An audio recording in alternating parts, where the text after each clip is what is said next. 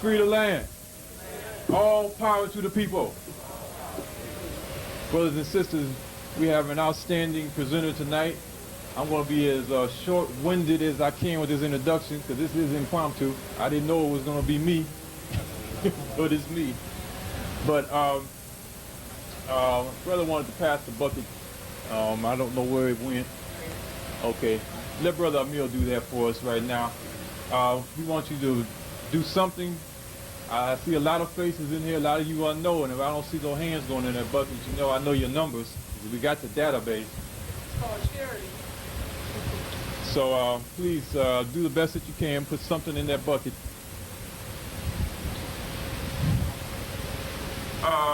Tonight we have an outstanding presentation.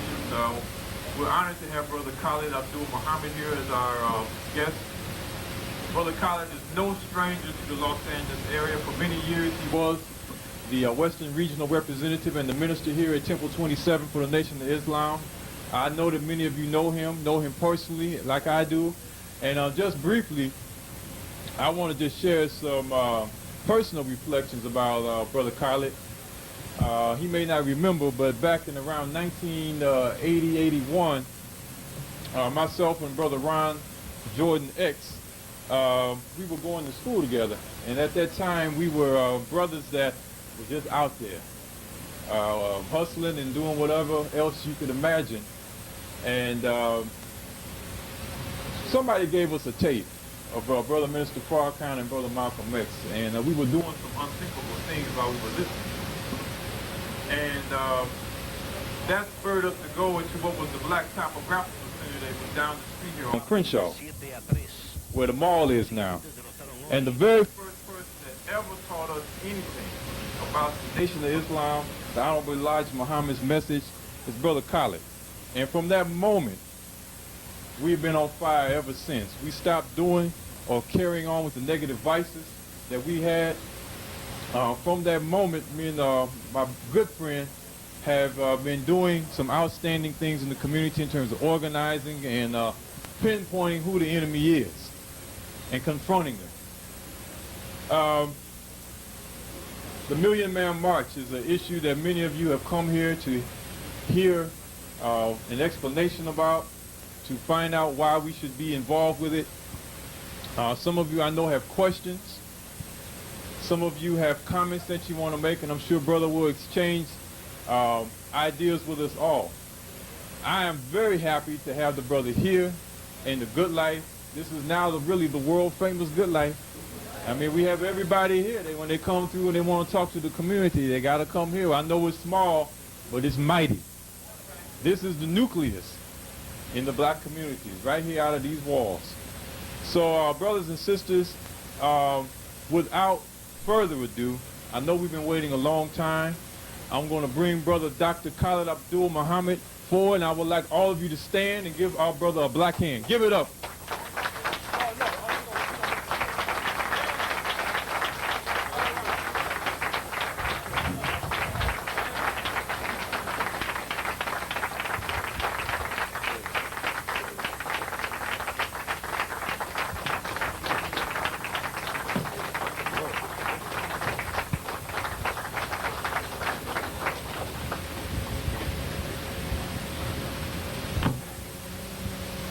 In the name of Allah, the Beneficent, the Merciful, all praise is due to Allah, the Lord of all the worlds. We forever thank Almighty God, Allah, for coming as it was written and prophesied that he would come to seek and to save that which was lost. And we can find no other people fitting the description of the lost brother, the lost sister, or the lost sheep, except we, the 50 million or more, mentally and spiritually dead, black men and black women here in the hells of North America. And so we thank him for coming, the person of Master Farad Muhammad, to raise up his messenger and his Messiah, the most honorable Elijah Muhammad. And we thank the two of them for the man who has become the champion for the liberation and salvation of the black nation. I speak of none other than the Honorable Minister Louis Farrakhan. In their names, I greet you, my beloved and beautiful brothers and sisters here at the Good Life, with the greeting words of peace. Assalamu alaikum. Hotel. Alafia. Shalom. Free the land. Black laws. What's up? It's indeed my honor and my pleasure and my great joy to be back in the city that I have dedicated so much of my blood, sweat, and tears in over the years. And to be here at the Good Life, which has become a focal point and a center where much information and communion and communication and good health and well-being and that which is essential to the mind, the heart, the soul, and the spirit, this place, this atmosphere is where much of that comes from. And to stand in this spot where many have stood who are making a great contribution to the resurrection and rise of our people, to Minister Wazir Muhammad, to the great historian and scholar in our midst, Brother Ashra Kwesi. And let's give both of them a strong black hand.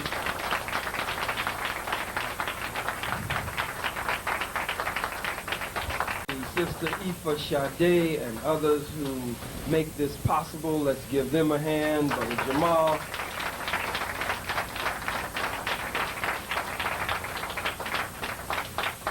Promise not to be long, but I must be strong.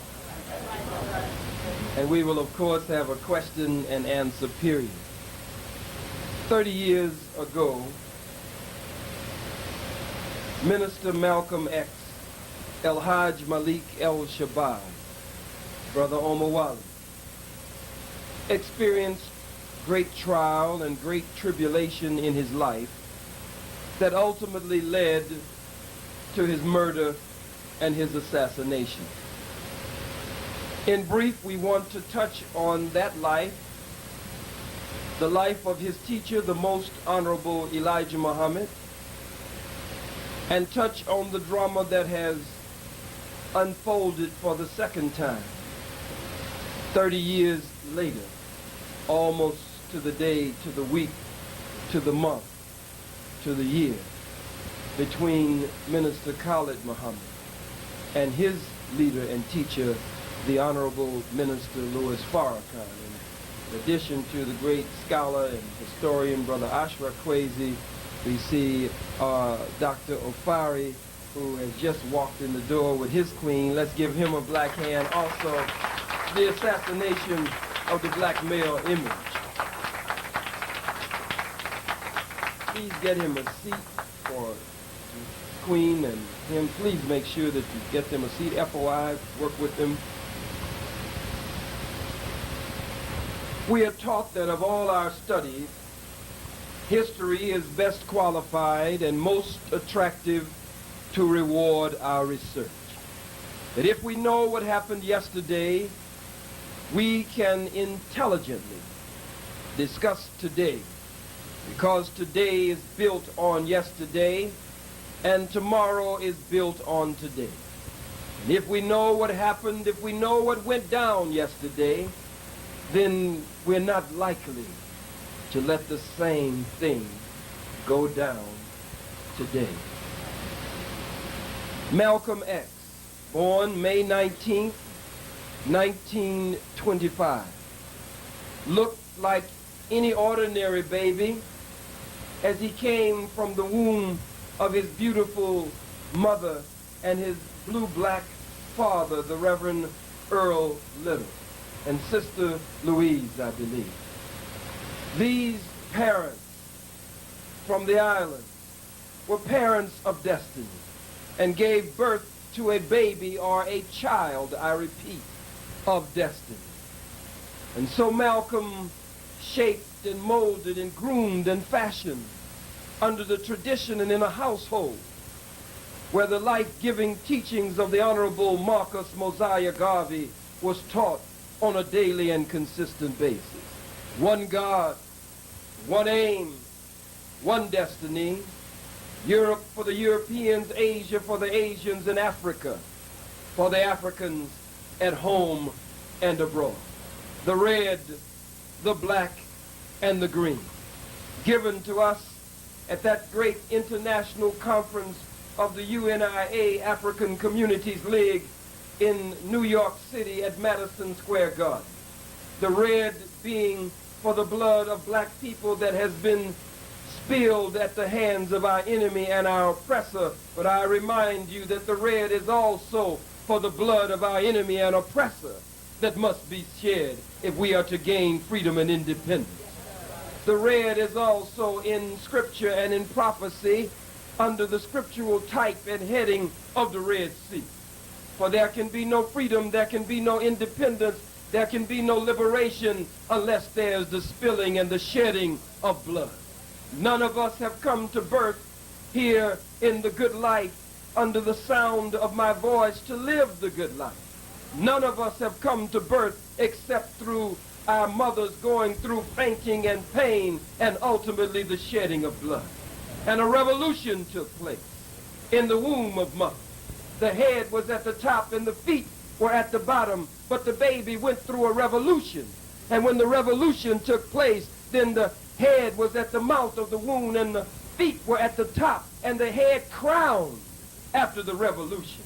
And then the baby burst forth out of the triple blackness and darkness of his mother's womb into the manifest light of the good life. And as it burst forth, not separate from life, but as an entity that is actually a link in that great chain or that great continuum called life. And so the red represents that blood that must be shed. As it says, we must go through the Red Sea in order to get to the promised land.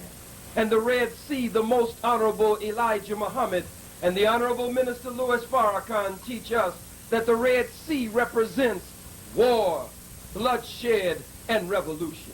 That in order for us to be free, we're going to have to move beyond just sipping tea. We're going to have to move just beyond having a mystic and a ginger beer now and then here at the Good Life. In order to get free, it's going to have to move beyond just a poem. If poetry could get us free, if rap could get us free, and if rapping could get us free, we would have been free a long time ago. In order for us to get to the promised land, we've got to go again through the Red Sea. In order for us to enjoy the good life of freedom, justice, and equality, liberation and salvation, some blood must be shed.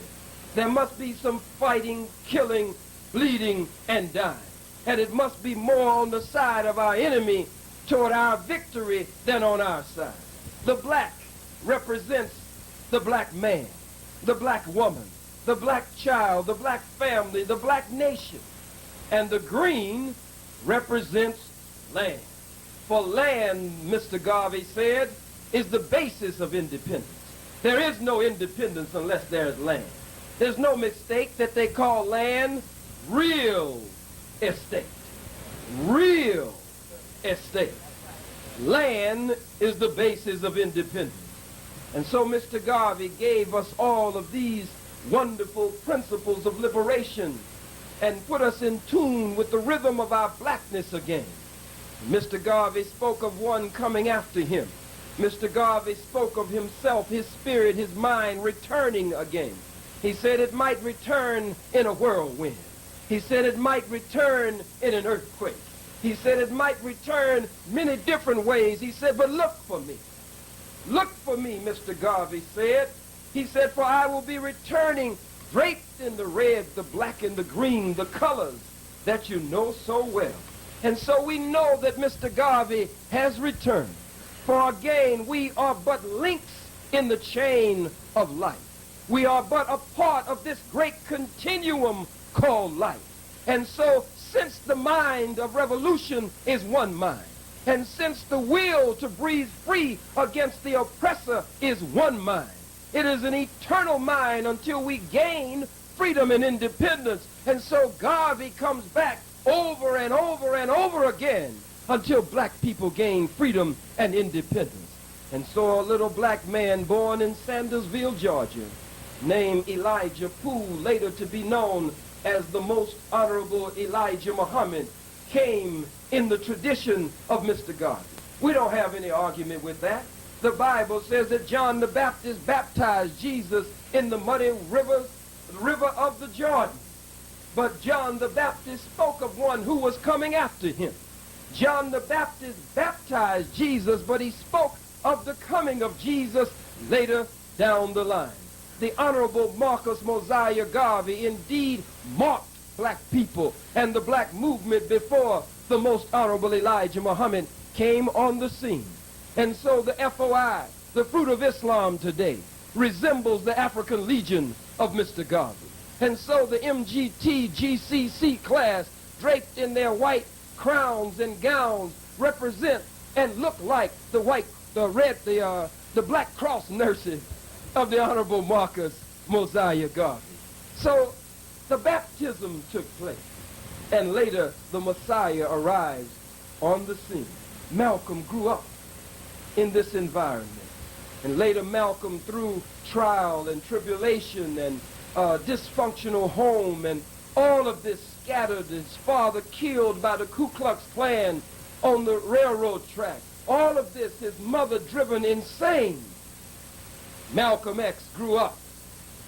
And Malcolm ultimately went to a life of what the white man would call crime.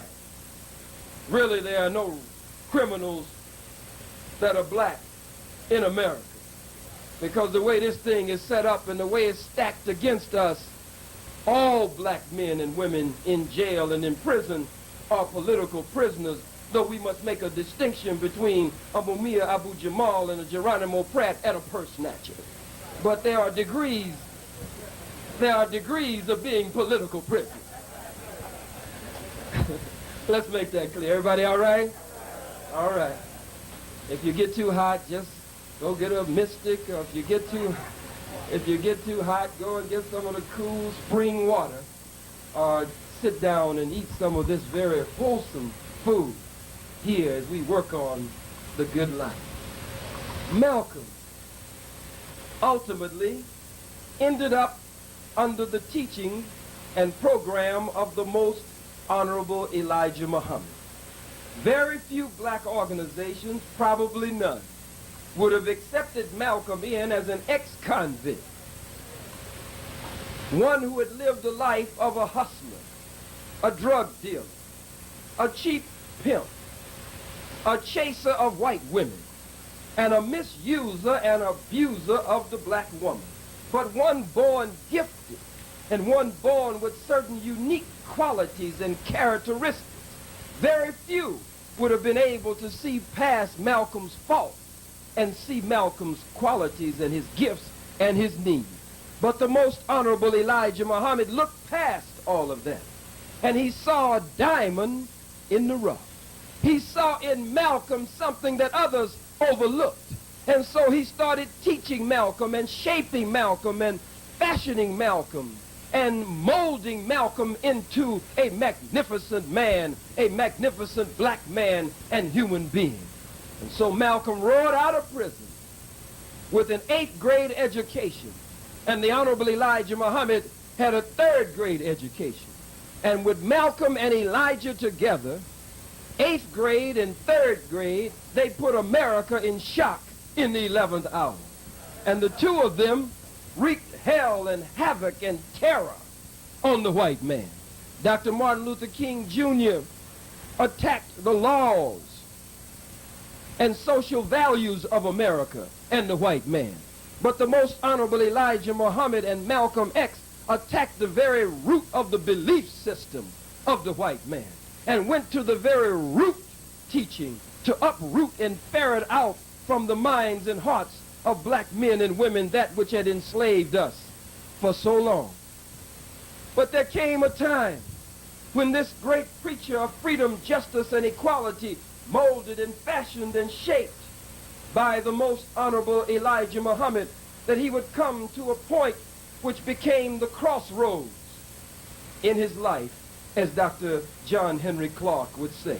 He came to the crossroads in his life. Malcolm made a speech on the East Coast. His trial really started in the month of November, 1963. In the month of November 1963, an old no-good cracker named John Fitzgerald Kennedy was assassinated. They blew his damn head off, blew his brains all in his wife's face and all over her beads and pearls and stuff. And she jumped out of the limousine trying to run. John Fitzgerald Kennedy was killed. He was an international gangster, a notorious outlaw. He came from a criminal family and a criminal background. And it appeared that there was such a negative karma against this family. Everybody died everywhere. Plane crashes, dying. The parakeet died. The goldfish died. The cat, the dog. Anything with Kennedy on it was dying all kinds of ways. The mother would have to bear all of this pain of the loss of life all around her. But they were gamblers. They bootleggers, they were gangsters, they were racketeers, they ran a criminal enterprise. And ultimately, they cleaned up their act the way you saw in the last episode of The Godfather, cleaned up their act for the public to so-called, quote, unquote, legitimize their criminality. And then they ran their sons for senator. They ran their sons for political office, and ultimately ran their son for president of the United States of America. And he became president. But he was an international murderer and a bloodsucker of the masses of the peoples of the earth who yearn to breathe free. And so Malcolm made his famous speech after that November 63 assassination of John Fitzgerald Kennedy. Malcolm made his great speech, God's judgment against white America. And in that speech, Malcolm said it was a case of the chickens coming home to roost. And he said, I'm a farm boy, and chickens coming home to roost never made me sad, always made me glad. But Malcolm was instructed by his teacher to tone his language and not to make any mention. All of the ministers were told to make no mention of John Fitzgerald Kennedy's assassination. But Malcolm, I don't know what happened that day. And many times I've told audiences that I agonized to this very day trying to study, trying to get up into the mind of Malcolm, trying to understand what happened. A white reporter, I believe it was, a smart, crooked deceiver planted in the audience, stands up in the audience. You always got them like that. Even in the scripture, Jesus, the black revolutionary Messiah, everywhere he went, there was a smart, crooked deceiver somewhere in the audience. Jesus would teach, love your neighbor as yourself. Well, notice here, he's saying that the love of your neighbor is predicated on love for yourself. But I won't stop there. He said, love your neighbor as yourself. And the smart, crooked deceiver stands up in the audience and says, Mr. Jesus. Excuse me, Mr. Jesus. Who is my neighbor?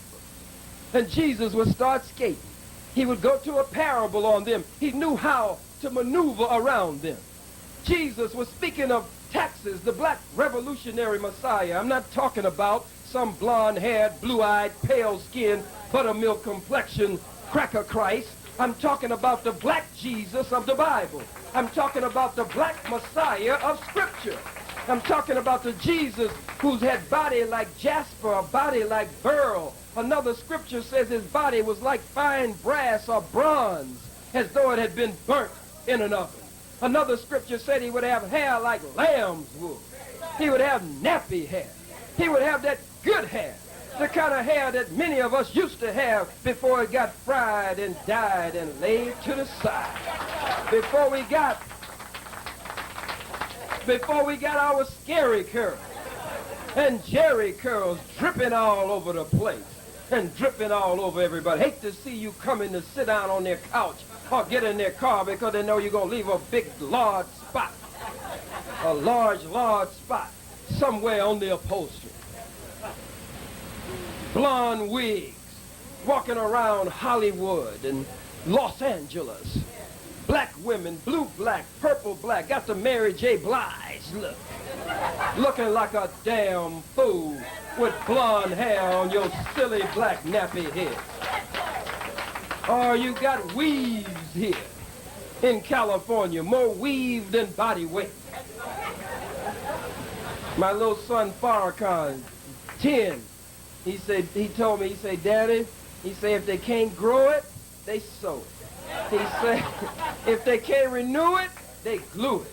If they can't retrieve it, they weave it. He did tell me that. And he asked me, he said, you gonna use that one, Daddy? I gotta tell him I used it. You think blondes have more fun? You out of your damn mind. You think blondes have more fun? Ask Nicole Brown Simpson. She'll tell you. She'll tell you whether blondes have more fun or not. Blondes have more fun. She almost completely lost her head over this foolishness and ultimately lost her life. But that's another subject. I'm going to deal before the evening is over with the Uncle Tom Japanese judge. The Uncle Tom, I never seen an Uncle Tom Japanese. This is some new stuff. I've heard of deja vu, but this stuff is vuja day. Some of this stuff never happened before. There's an Uncle Tom Japanese sitting up hooting and pontificating on the bench every day and got to go home to that fat, ugly, nasty-looking white wife of his who's a top cop on the police department.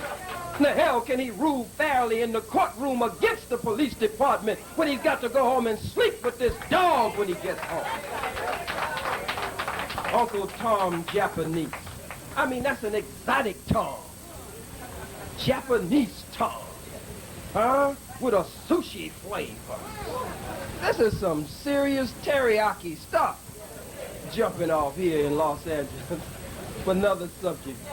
For we'll come back to the Uncle Tom Japanese judge, Ito, in a few minutes. But look at it, brothers and sisters, and look at it very, very carefully. I want to move from that point and move back. Jesus, the scripture says, is a black man, the black revolutionary Messiah. But the white man has given us his image so that we would bow down to him and accept him as God. But when we look at this and look at it carefully and just move that to the side for a moment, Malcolm X came under this great teaching of the Honorable Elijah Muhammad. This changed Malcolm's life. This transformed Malcolm as a man. Malcolm became a great respecter and one with great honor for the black woman. Malcolm came to believe that no nation could rise higher than its woman. Where there were no decent women, there could be no decent men, because women are the first teachers, the first nurses, the first nurturers, the first doctors. They don't call it the father tongue, they call it the mother tongue. And so Malcolm came to honor and respect and love and come to desire to protect the black woman after coming in contact with Elijah. This was a wonderful relationship. But Malcolm made his speech on the East Coast and made the statement of the chickens coming home to roost. The Most Honorable Elijah Muhammad suspended Malcolm from the ministry. He suspended Malcolm to the shock of many from his position of assistant and national spokesman. Many were in absolute shock to see the great Malcolm X silenced. No longer the minister to speak from the rostrum at the famous Harlem Mosque, Mosque number 7 at 116th and Lenox Avenue, a famous corner. For it had been the very same corner, 116th and Lenox Avenue, where the Honorable Marcus Mosiah Garvey had Liberty Hall. And then after Malcolm, we of course know that the Honorable Minister Louis Farrakhan came to be minister on that very corner. And from this city, one who trained and taught many of us in the military and in the captaincy, Imam Ali Rashid came to be imam in that very same spot, a spot of history. Malcolm was silenced. Malcolm was set down. Malcolm was suspended from the ministry. And many again were in absolute shock. A statement came out in the Muhammad Speaks newspaper.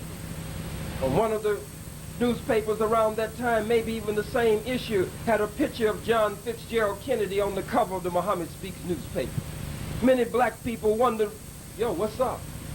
What is this?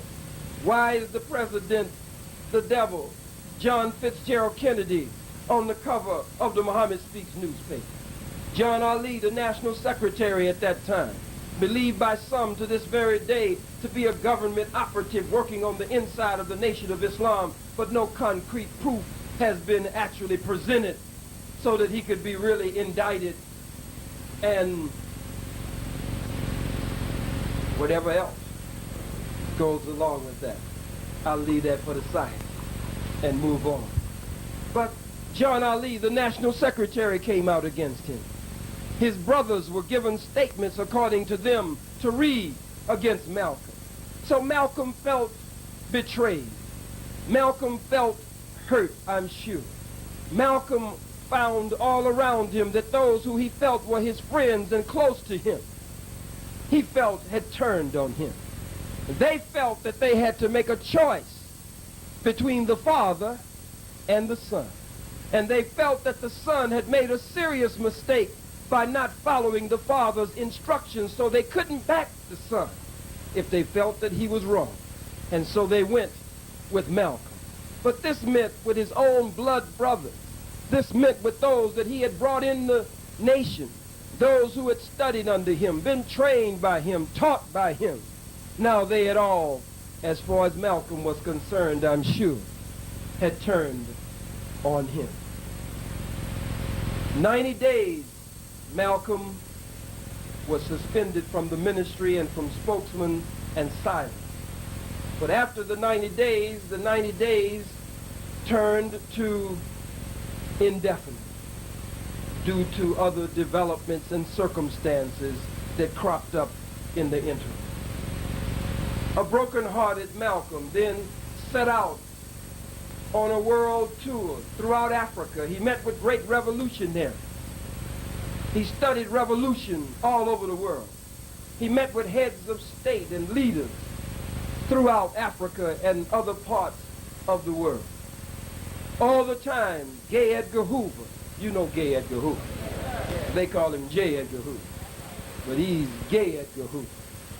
Gay Edgar Hoover of the FBI and the counterintelligence program set out to murder Malcolm X and to divide Malcolm from his teacher, the most honorable Elijah Muhammad. They worked on Malcolm. Newspapers came out. The great Malcolm X has been silenced.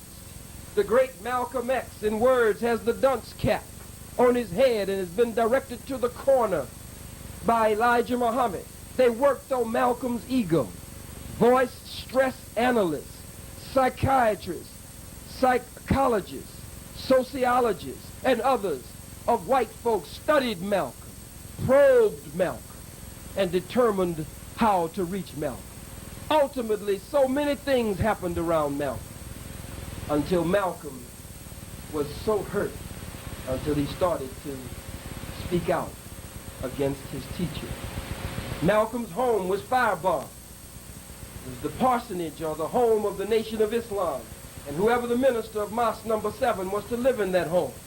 Malcolm, being the present minister, but once he was suspended, was asked to move from the property. Ultimately, that property was firebombed. Malcolm's family had to go out into the cold. Malcolm had to pick up the gun, and Malcolm had to walk with vigilance to protect his life.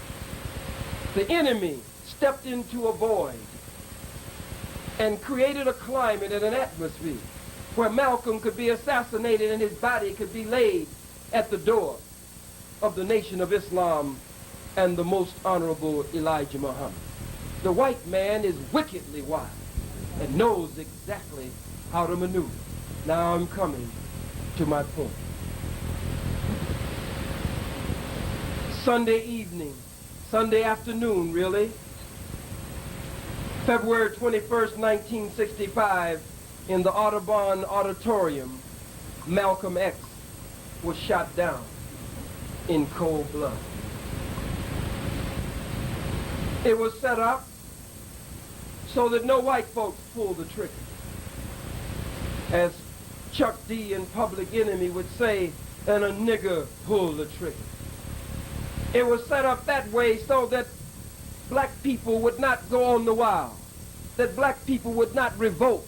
There would be no insurrection among black people because there would be no white enemy that they could go after. And so it would be done at the hands of black men. Malcolm X was shot down.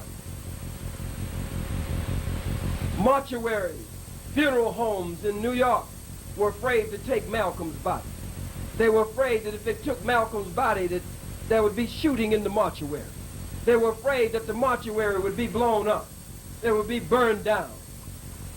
And only one stepped forward to allow Malcolm's body to be prepared and took the risk for Malcolm's body to come through there and be viewed. Why did I give this history? Again, of all our studies, history is best qualified and most attractive to reward our research. When you receive the keys to a test, the answers to the test, you're supposed to be able to pass the test. If somebody else has taken the test before you and they leave you the answer, there's really no reason for you to fail. You're supposed to be compelled to pass. After Malcolm, the Honorable Minister Louis Farrakhan was labeled a hypocrite in the Nation of Islam. Malcolm was the first great national spokesman. There was another before him, Minister Sultan Muhammad, but history records Malcolm as the first great national spokesman. After him, the Honorable Minister Louis Farrakhan. Malcolm said to the Honorable Minister Louis Farrakhan, he said, "Brother, I wish it were you being an example for me instead of me being an example for you." He said, "One day, Brother Louis, my enemies are going to be your enemies."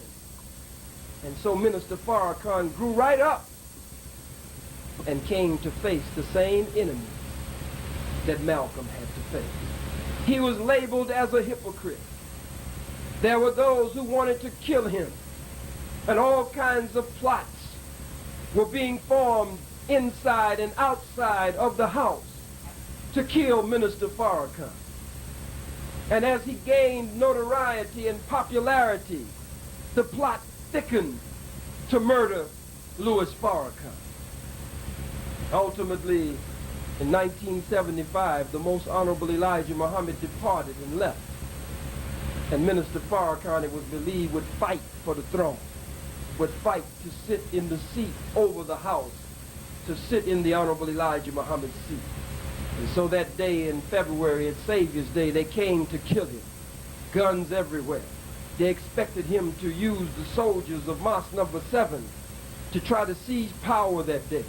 And so when he stood up to speak, they posted guards around him, ready to snatch him from the stage or even kill him in front of everyone so that they would put down that kind of threat and discourage it from that day on. And the son of the Honorable Elijah Muhammad, Wallace D. Muhammad, ascended the throne that day and became the new leader and led the Nation of Islam back onto the plantation. American flags, 4th of July parades, floats dedicated to the U.S. Constitution and the Bill of Rights, New World Patriotism Days, made speeches saying that if America was attacked by an African or a Muslim nation, that he would fight on the side of America against an African nation, against a Muslim nation, that he wouldn't jump up out of his government, he said, America, to defend an African or a Muslim nation against America. November 1993, in Union, New Jersey, at Keene College, I was invited by the Black Student Organization on that campus. Seemed like any other speaking engagement, and the usual protest, nothing really unusual. A small band of so-called Jews outside calling for the death, calling for the murder of Minister Farrakhan. Others passing out leaflets and flyers against my speech that day. My subject was the secret relationship between blacks and Jews. The secret relationship between blacks and Jews from the Historical Research Department of the Nation of Islam that had done extensive study on the role of the so-called Jews during the slave trade. The students chose the subject for me, And since the so-called Jews had irritated me so much in calling for the death and the murder of my leader outside, I couldn't do what I had done here in Los Angeles. I really didn't have the posse with me. But here in Los Angeles, they had called for his death at the convention center. We organized a posse of able-bodied men, and we went out and beat the hell out of them and ran them down the street. And the news came out that night and showed me on Irv Rubin moving and the others running and me all on Rubin, and Rubin scared to death. And it came out that night, the news reporter said, if the Jewish Defense League intended to make a serious statement here at the Los Angeles Convention Center, it certainly was muffled quickly by the Fruit of Islam forces. This is so-and-so, so-and-so, so-and-so news. And, but I didn't have men in New Jersey. The minister was there from Newark. I didn't feel that they were with me that much. So I couldn't organize to go out and drive the Jews away from the door calling for Minister Farrakhan's death. So I used the rostrum, I used the microphone, I used the podium to make war. And I made war that day. A speech that was heard all around the world. The president came out against me. The vice president, Gore, by name, came out against me. The United States Senate voted 97-0 to condemn me. The first time in history, the United States Congress, full Congress in the House of Representatives, it was put on the floor, House Resolution 343, by an Uncle Tom Negro from Georgia named John Lewis, an old no-good so-called Jew from California named Tom Lantos, another cracker from Georgia named Newt Gingrich, another cracker from Massachusetts with his underwear dripping, soaking wet, his shoes with water and a puddle of water at his feet, dripping with the water of Chappaquiddick, and a white woman still in the trunk of his car in the parking lot. All of them organized and passed House Resolution 343. Sister Maxine Waters didn't vote against me that day. I saw a few months after that and hugged her. She said, no, you know I wasn't going to vote against you. I wasn't sure, but she didn't. She stood strong. They passed House Resolution 343. The ADL took out a full-page ad in the Sunday New York Times. Roger Wilkins came out against me. All of them came out against me. Even one of them that's very popular, he called the white folks. They didn't have to call him. He called them. He's normally the one that leads the buck dancing. I won't even call his name here tonight. Yeah, you know who I'm talking about. And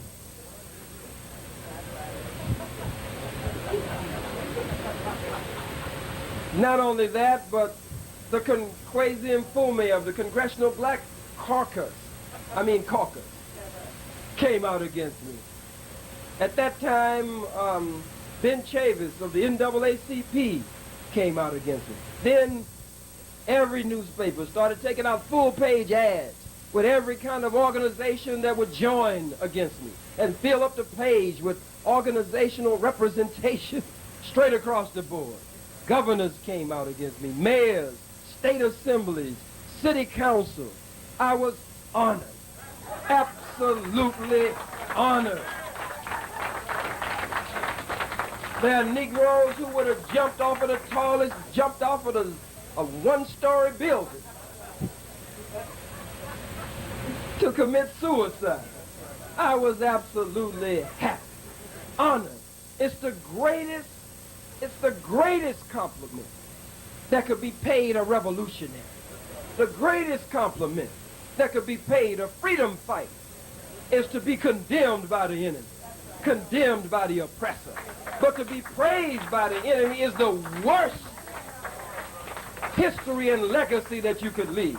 That the enemy always has you on the front page of his magazine, gives you television shows and gives you radio shows and gives you full access Those of us who have any radio or TV, stronger you are, you're always battling to stay on there. But those that the enemy has, who represent him, he makes it easy for them to speak his party line. For all of them came out against me, meant nothing to me. But then my teacher himself held his press conference at the Vista Hotel, Minister Louis Farrakhan, in Washington, D.C. The very next day, after the Senate had voted 97-0 against me, I'm rejoicing, happy, ready to go and crush some more crackers at the next city and the next stop. And the next day, I'm in Florida, and I hear all over the news. It was on every station, everywhere, blaring and blasting, that a press conference had been in session that day, and that my leader, who had told me that he was going to come out against me, but I was not expecting it to be in mass media. I only expected it to be in the Final Call newspaper. I'm sharing all of this with you, and I'll come up to the assassination attempt. I'll touch on the Million Man March, a little bit on OJ, and then we'll have a few questions and be on our way. I listened to the report. He said he found my words vile in manner, malicious, repugnant, mean-spirited, spoken in mockery of people and individuals, and not in the spirit of Islam. Now those are words I will remember forever.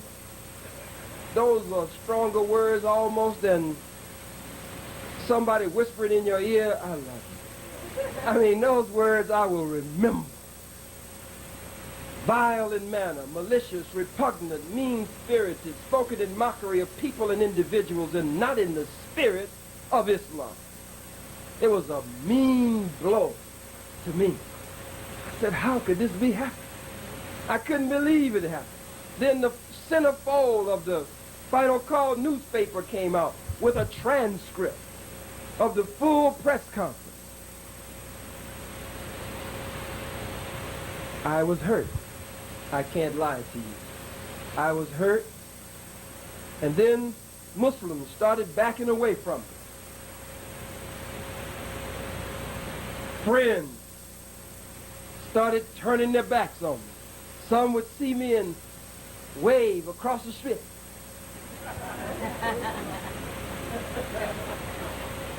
Some would see me and just honk their horns and keep on going. Those who had been very close backed up from me. Nightline, hook-nosed Ted Koppel. He came on. I loved it. I had been at the University of Florida or somewhere. Overflow auditorium. Then they filled up 3 or 4 closed-circuit auditoriums. Wall-to-wall crackers. A handful of black folks. But crackers filled up all the auditorium. And I kicked behind that night. I didn't even know it was going to be on Nightline. Top of Nightline. Nightline, open up. The nerve of you to call me a hater. The nerve of you, and I'm in their face, the nerve of you to call me a racist, to call me a bigot. You no good bastard, you.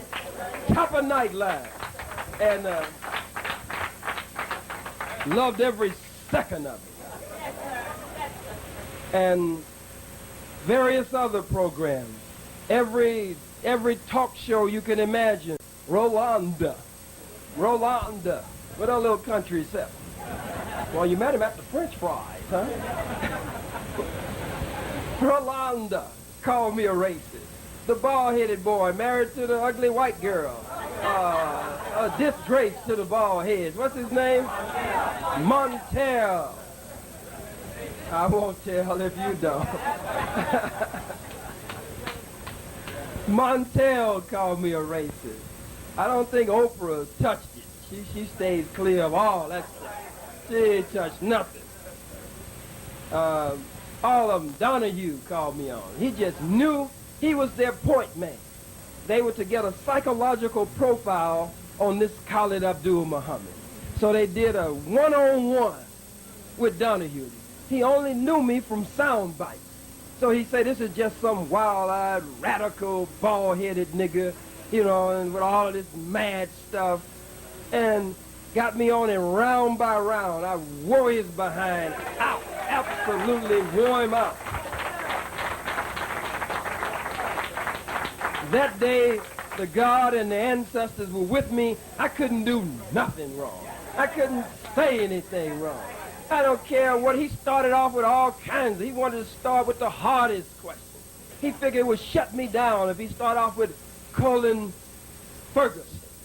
That I had praised Colin Ferguson at the Black Holocaust Conference in Washington, D.C., set up by the lawyer warrior there, Dr. Malik Zulu Shabazz, who now has his Juris Doctorate degree and has graduated from the Howard Law School, and Dr. Tony Martin and Dr. Leonard Jeffries and Brother Steve Coakley and others. We were there that night. And he started off because I had praised Brother Colin Ferguson, who killed the white folks on the Long Island train in New York. And he thought that would just stump me. But there's no way I could answer that intelligently. That would just make me look like a total fool, or I would be so radical until I would lose the masses of black people even, who were looking. And so I don't know where the answer came from. It came from God and the ancestors. So he said, you praise, I don't remember really the question, but in words he was saying, you praise Colin Ferguson? And I said that I praise Colin Ferguson just as much as the masses of white Americans praise General Eisenhower, General Schwarzkopf, General Westmoreland, General Patton. I said America awards her killers. She gives them ribbons and stripes and bars and medals. And I said I love Colin just as much as you love, in words, your killer. Well, he got out of that one.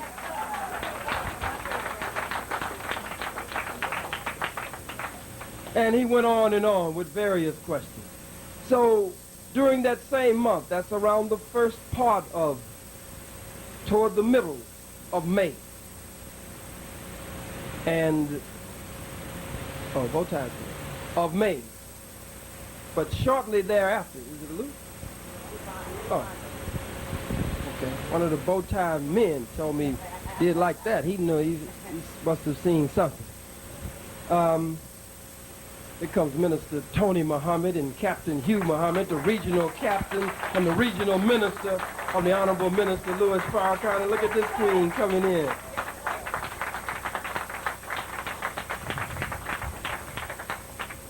So that was early in May. And then on May 29th, what was that, the Memorial Day weekend, at the University of Riverside, University of California at Riverside, the assassination attempt took place.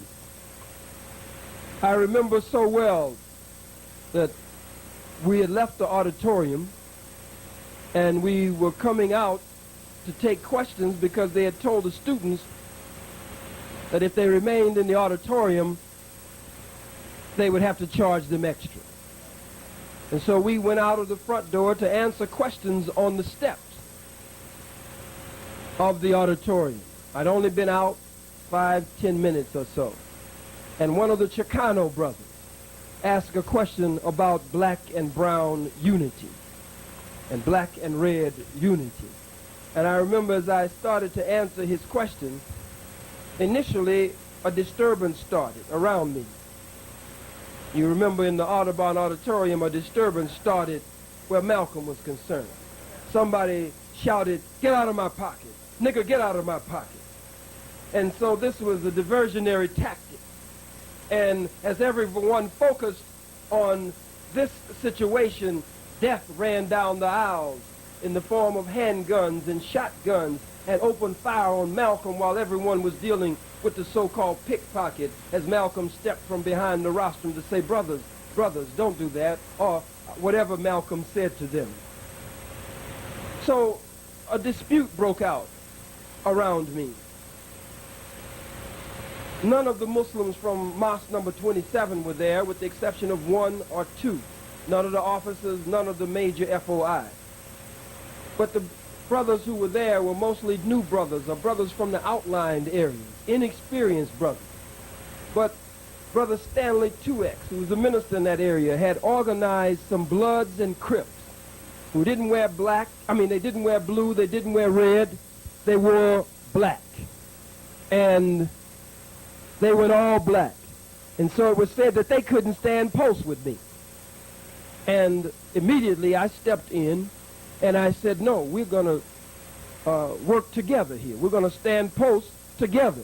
So in other words, I was telling the brothers of the FOI, let the brothers from the Crips and the Bloods, we're all one. They wanted to be with me. They came to secure me. I said, let them stand. And it wasn't but a short while after I said that gunshots rang out. And I remember almost not believing it. I couldn't believe it for some reason.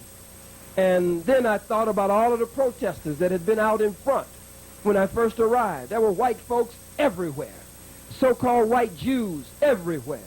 Police everywhere. I remember, to take you back, that when the caravan rolled onto the campus of the University of California at Riverside, I remember the caravan was supposed to take me around the building to the back door. But for some reason, and we know that reason, for some reason, my captain, Ali Rashid, his spirit rose up in me. My training under him, my former tour of duty as Supreme Captain of the Fruit of Islam rose up in me. And I didn't see any of the seasoned soldiers out front, so I felt that I had to get out front and handle the white protesters and the white so-called Jews out front. So the brothers say, you can't get out. I said, I have to get out. They said, you can't get out. I said, stop the car. I didn't realize what I was doing, but I was saving my life at that very second and didn't realize it. I'm going into what I thought was danger, but I was avoiding real danger. I was going to what I considered the eye of the storm, but I was avoiding death. And so I remember they were slow to stop the car, and I opened the door and jumped out. I had to run a little bit to keep my balance. And I slammed the door to let the caravan go on. And I went on with my Supreme Captain spirit and Captain Rashid's spirit and jumped in the middle. And there was Irv Rubin talking crazy and some other crackers running around insane. And and I jumped in the middle of it. So I took the Jews. They wanted to come in. I told them they were welcome to come in. But every one of you will have to buy a ticket. So they all bought a ticket. Then I went in the check room and checked them myself, one by one. And took a knife. It was most humiliating for Irv Rubin. Most humiliating for him to be checked and to be checked by me. Took 2 knives from them. Turned the knives over to security. While we're inside, later we find reports we didn't know that James Best, the one assailant who was caught, others got away. That's our belief. He was caught. The crowd had beat him so badly they thought he was dead. James Best, on the other side of the fence, on the other side of the thick shrubbery, had his car parked, 3 9mm, a 30-06 rifle with a scope. And he had locked his guns and everything and the keys in the car. And one of the students called the police, and the police let him in to get his guns. Had what I think it was a Seattle, Washington license plate. Was it Seattle? And Brother Ray said, they didn't call AAA.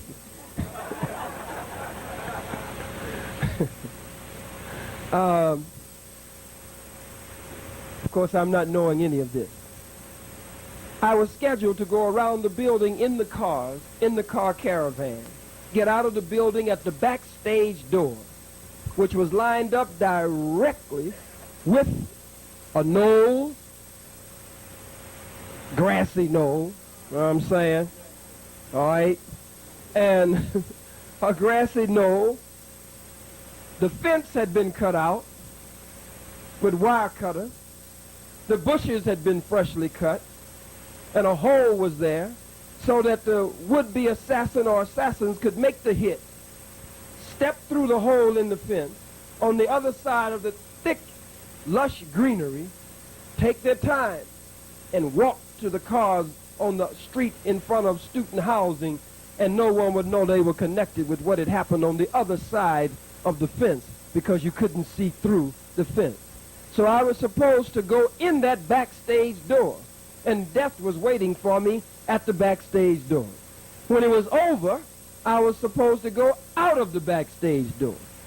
Brother Larry is here. He was one of the men who was with me. And we were to go out of that backstage door just as I was to come in. But when I heard that the students had to leave and give up the auditorium, I received a note from someone. And the note apparently was to get me outside, because the note said that we had to give up the auditorium. Something similar had happened at Marla Gibbs Vision Complex the night before. The night before, it was jam-packed, overflow crowd out into the streets. And while I'm speaking, I get a note stating that gas is escaping in the parking lot. Ali Rashid, my captain spirit, rises up in me. How to handle situations. I can't, some are running out of the auditorium, panicking. So immediately I take charge. And I say, well, you were there, Brother Ashra Quazy. I say, well, since the gas is escaping out in the parking lot, and just a little bit of it seeping in here, we should stay in here where there's no gas seeping. Everybody have a seat. So I kept speaking. But they tell me that James Betts and 2 other men were outside that night. Many people saw them, and they never came inside of the auditorium. The object was to get me the night before, to come out with the crowd into the blackness of night, under the pretext of some gas escaping, and the hit would have been made that night. So when I got the note the next day, similar to the note the night before, watch these notes. Yo, these notes can get you killed.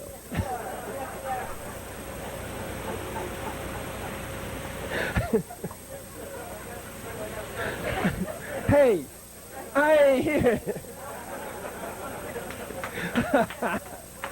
Don't pass me no note. Look, this is truly a good life, and I intend to hold on to it.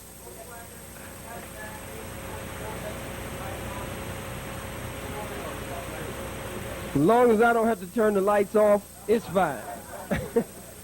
I didn't come in a Ford. All right. I was supposed to go out of that backstage door.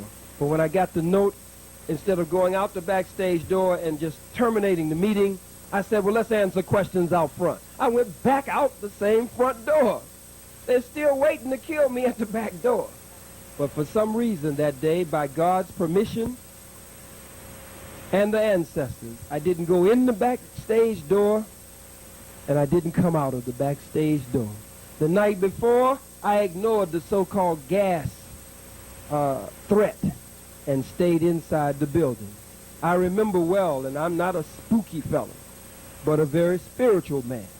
I remember well when I hit the pavement that day, jumping out of the car to walk, to handle that crowd. For some reason, and this is the truth, I remember when I stepped, the pavement looked so bright. It just looked beautiful for some reason. The sun just seemed to be glowing radiantly. I remember my stride and my walk as I'm studying everything, as I'm approaching all these white folks and banners and placards and signs and chants. And I just felt good as I was walking, not knowing that I'm walking the walk of life instead of the walk of death. But that was a feeling that I will never forget. Now, one bullet across here, one hits me here. Those same Crips and Bloods took bullets in the chest in the shoulder, in the leg. They took the initial shots for me. No doubt, if I would have been hit by the 9mm shots that they took, I would probably be dead today. They shot into the crowd. No children were hit. My 9-year-old son, bullets flying all over his head. When the brothers slammed me to the ground and covered me, my first thought as I'm hitting the ground is little Farrakhan, my son. When I saw them snatch him out of the way, I'm seeing him and I'm knowing that he's probably going into shock. He's screaming to the top of his little voice, "Daddy, Daddy, Daddy," in one breath. In the other breath he said, "They're shooting my daddy, kill them bastards, kill those bastards." And I hit the ground, I see him out of the way, no more gunshots. Brother Stanley 2X is not here tonight, but I will always talk about Brother Stanley 2X, Brother Larry 2X, I think. Is it 2X? What's your X? 4X. Brother Larry 4X, and others that were with me that day. Brother Stanley 2X, when we studied the tapes, looked like he was flying through the air like Superman. Never looked like he hesitated. Never looked like he feared for his life. He moved like a real security man. He moved like a real bodyguard with training and love for the protectee who was being shot down. And you saw him flying through the air. You could see them fighting with James Best. Best, we don't see this, gets the gun to Brother Stanley 2X's stomach. They fight on the ground for the gun. Brother Stanley is determined to get the gun. He takes the gun from James Best, puts the gun to his head, because that's our law. Justice had to be carried out then. The only court that James Best was supposed to get, he was supposed to get it right then. He was supposed to be killed right on the spot. That's justice. The gun was put to his head, but someone with a white shirt and a bow tie on leaned down and grabbed the barrel of the gun and lifted it up from James Best's head, and Stanley 2X looks up into the face of this person and knows who this person is, and I have to question them, and I haven't done it this time, but I intend to at some point in the near future. This person saves James Best's life. By this time, the crowd hits. Everybody's trying to stomp him and kick him. They kick the gun out of Brother Stanley's hand. Brother Stanley's scrambling for the gun. The clip is separated from the gun. Then he starts beating Best in the head with the gun, trying to beat him to death. And the crowd is stomping him and kicking him until he's unconscious. And they think he's dead. Rashid's spirit up in me again. I'm shot. Blood is everywhere. And some people are panicking and running and screaming, but he trained us well. I take charge of the situation and start barking orders to everybody. You know, don't panic, so-and-so, so-and-so. And the brothers had me. And somebody said, well, let's lay him on the table over there. I say, hell no. Don't lay me on no damn table. I say, these crackers will leave me there and let me bleed to death before these crackers get here. Take me to the damn hospital. And so they started moving with me to the hospital. We don't have no car because we got to get through the auditorium to the back door, get to a car. Brother Larry, what kind of car was that, brother? A Lexus? A beautiful, brand new Lexus. Brother didn't hesitate. Blood everywhere. It put me in the car. We jumped on in with blood all of. Did you get all that blood out of that Lexus, brother? Got it all out the Lexus. That's a blessing. That's a blessing. But now we're on our way to the hospital. I'm barking orders. Who knows where the hospital is? Hell, none of us knew where the hospital was. We ran through lights. We checked it. I said, check the innocent. Rashid, you know, he was just that kind of trainer of men. I'm navigating all the way. Then we get to the station. The man is in the car with me. He's got the gun that was taken. So when we get there, police come from everywhere. Clack, clack, clack, clack. They want the gun. The brother is not going to give up the gun. He's ready to fight them the way he did James Best. Hey, I'm bleeding, hurting. I got to get out on one leg, step between him and the police, back them up. You know, tell them, put the guns down, back up, and tell the brother, give me the gun, give the cracker the gun. And so we give the devil a gun, and they take me on in. All of this, and then through the hospital ordeal, Many of you wrote me. Many of you called me. Many sent up prayers for me and positive vibrations for me. But my trial was just beginning, because then when I came out of the hospital, I didn't know if I could walk again. I had to go to therapy. Made me sick for the first day or two, and I stopped that stuff. I had to go in with Heather and Nancy and Cindy, and they were just too sickening. Come on, come on, you can walk, come on, you can do it. Damn, I can't do this every day.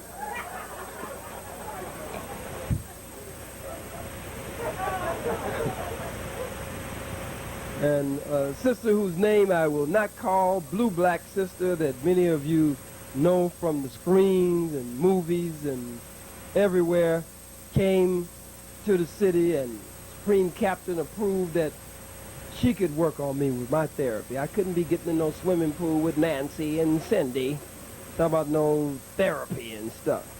I mean, I would have had a relapse. So Sis was with me. Then looked like everybody around me was packing. Everywhere Sis went, she had a big old pistol. And she's checking everybody. Who is he? Who is he? I got your back. Who is so-and-so?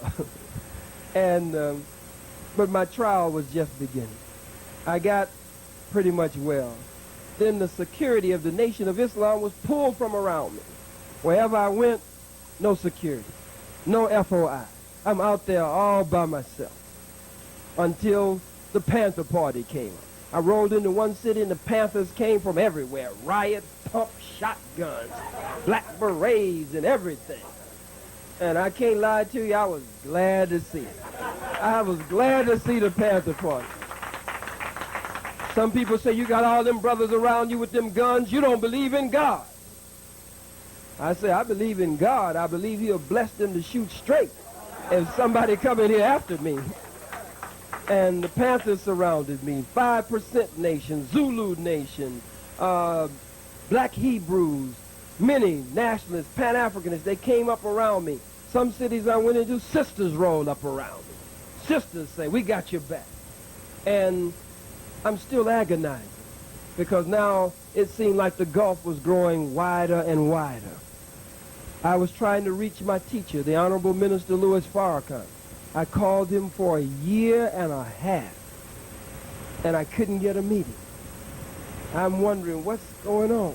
We met only briefly for about 20 minutes right after the assassination attempt a month or so later or sometime down the line or two. But for a year and a half, I'd catch him on the phone once or twice, and we'd speak for a few minutes, and we'd set an appointment. But every time, something would happen, and the appointment would never go through. I said, what's going on? But I had Malcolm as my example. And so I wanted to rewrite the history. I didn't want to relive Malcolm's history. I don't mean the assassination part. I didn't want to create a split. I didn't want to create division. I wanted to show character. I wanted to show that I wasn't a sniveling, whining little punk.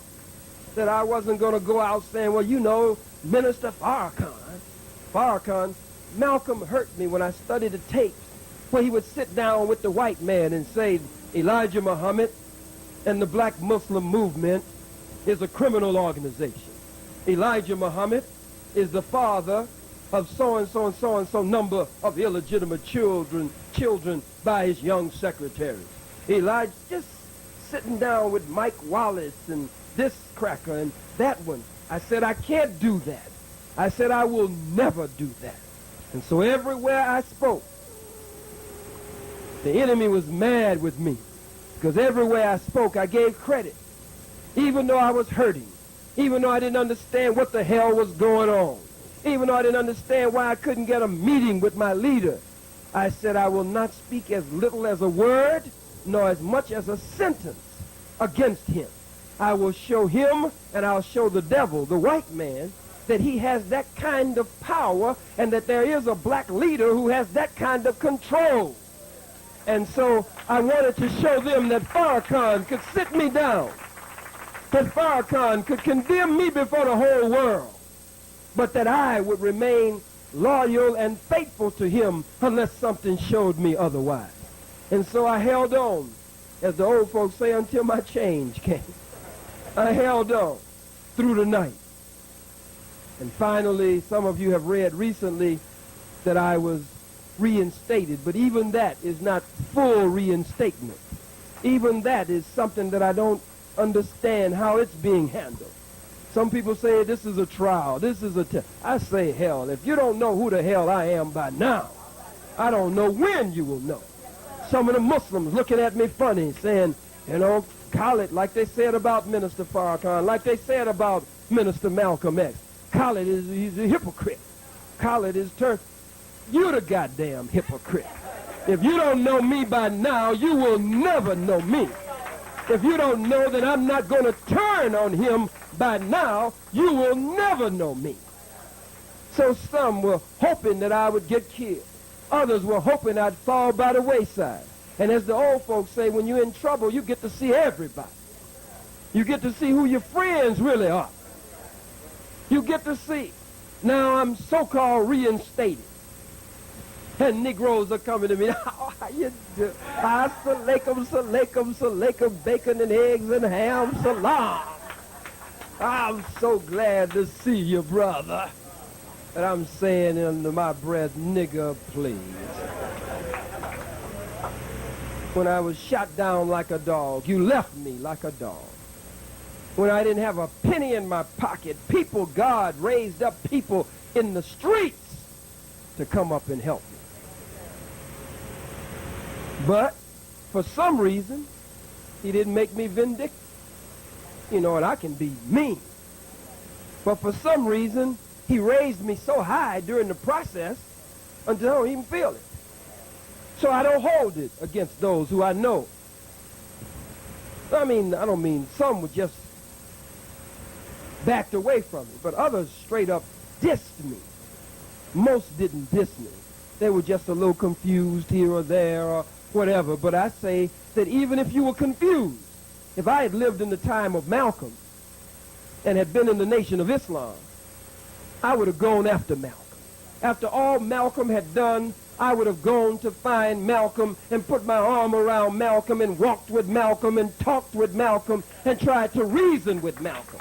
But there were chicken-hearted, jealous-hearted niggers and agent provocateurs inside of the movement that Gay Edgar Hoover had planted among the righteous followers of the most honorable Elijah Muhammad, that kept dissension and controversy going in the ranks, and they exist to this very day in not only the Nation of Islam, but every organization we got, and some of the niggas are in here right tonight, sitting in the good life, right in here tonight.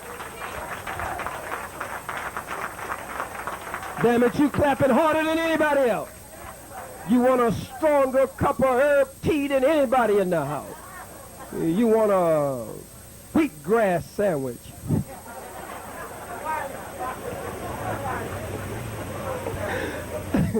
Wheat germ drink or something. Trying to show that you really down with the good life, nigga. You ain't down with the good life. Right on.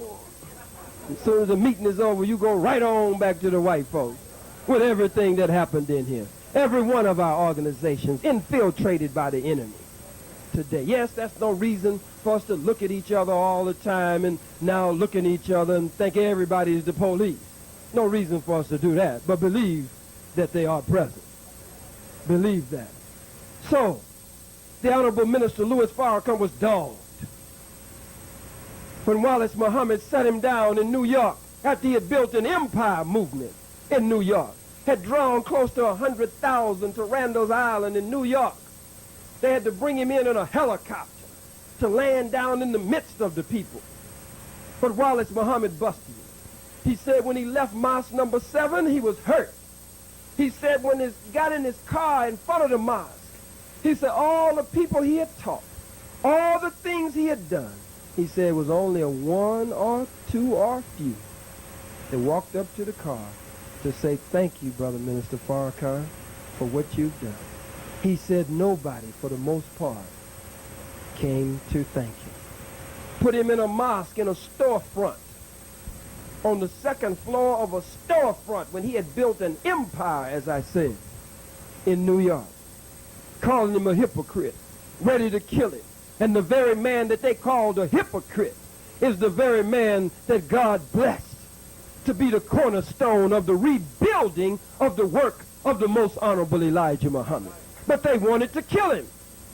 I remember as a young lieutenant, I used to be around these chicken-hearted niggers who were laborers and officers in the Nation of Islam. And I used to hear them when Minister Farrakhan would come to this city in Los Angeles. When he would come to various cities, I would hear them whispering and talking about it. Oh, man, we don't have to do what Farrakhan say. He was the only one who could draw a crowd. He was the only one who could come in and teach them what to do. They said, we ain't got to do that, man. One fool came up to me and said, Farrakhan. I'm young, new. He said, do you know what Farrakhan means? I said, no, sir. He said, Farrakhan means far away from the truth.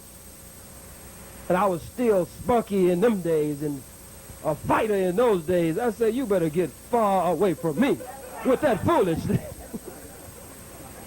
Some stupid stuff. But they hated him like they hated Malcolm. And now I'm living the same thing all over again. I ain't choose it. Malcolm was the first national spokesman.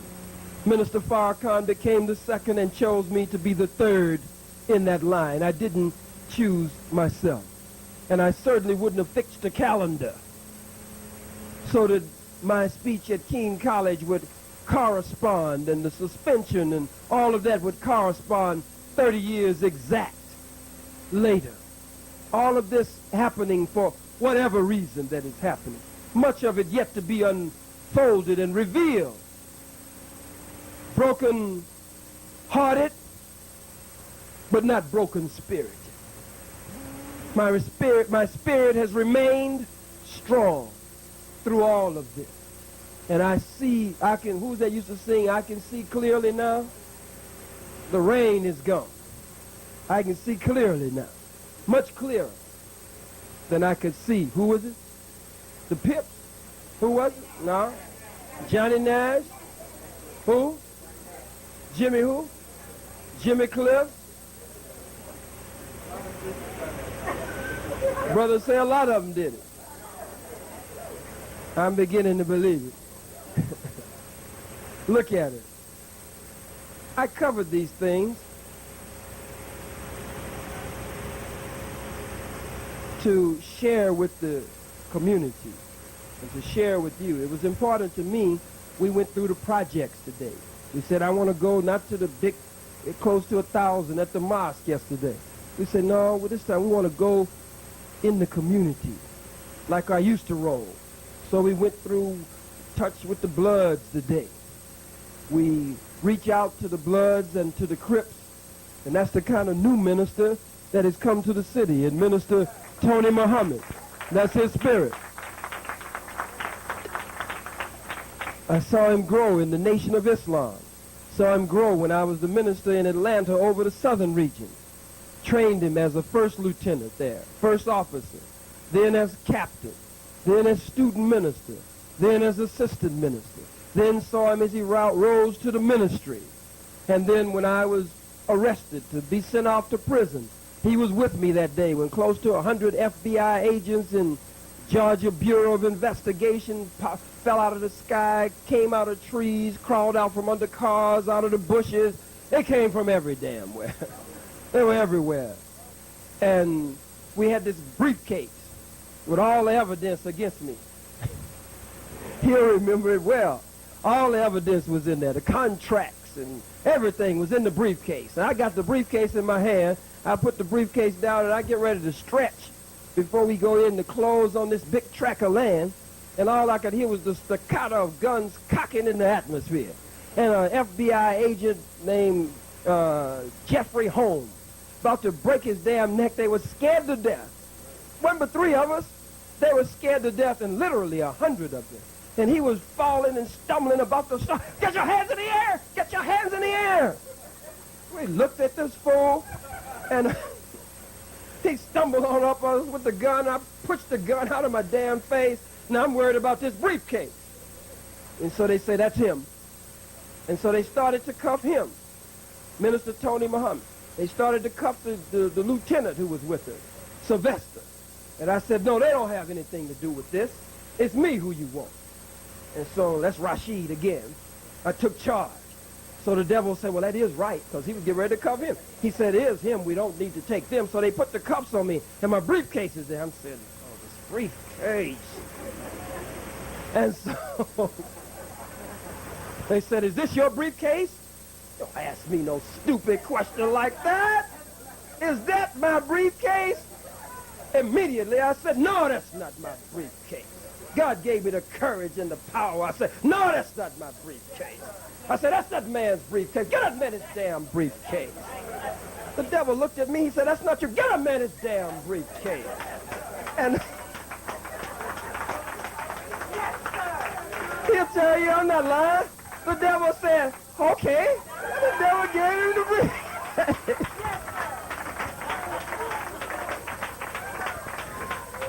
I was so glad to see Brother Tony leave with that briefcase. Well, I got 3 years, I might have got 10.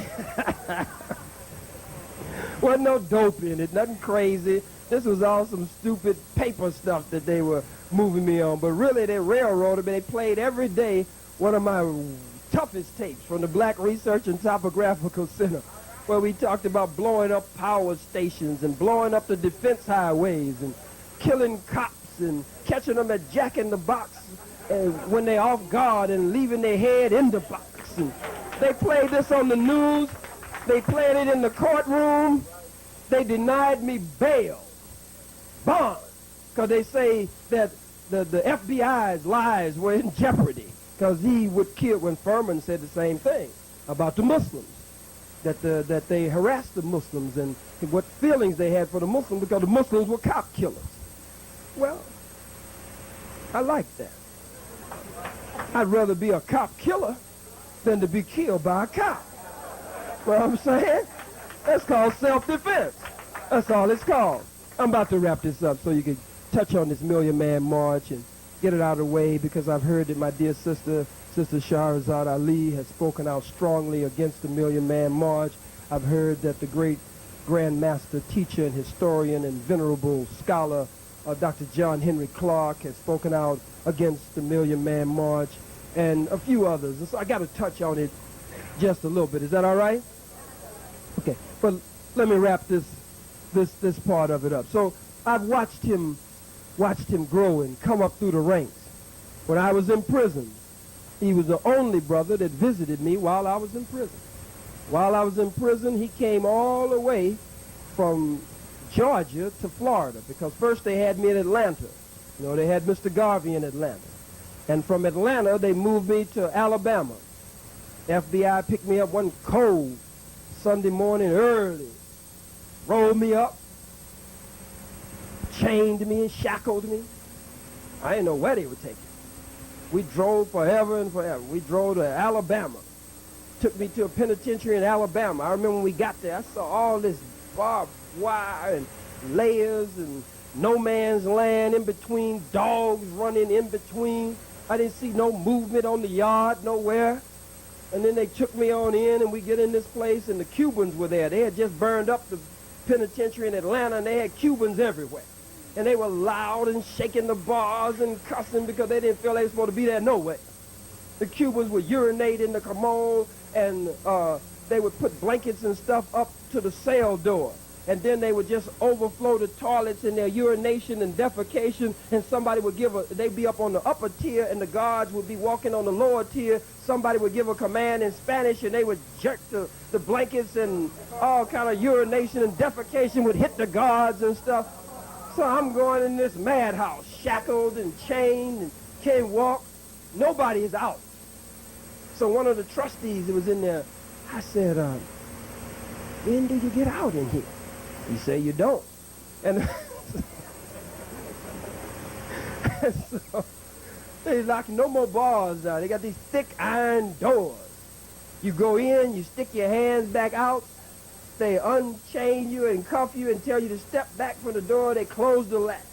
When it's time to eat, they open this latch and slide the food in. And I remember this cell just closed in on me.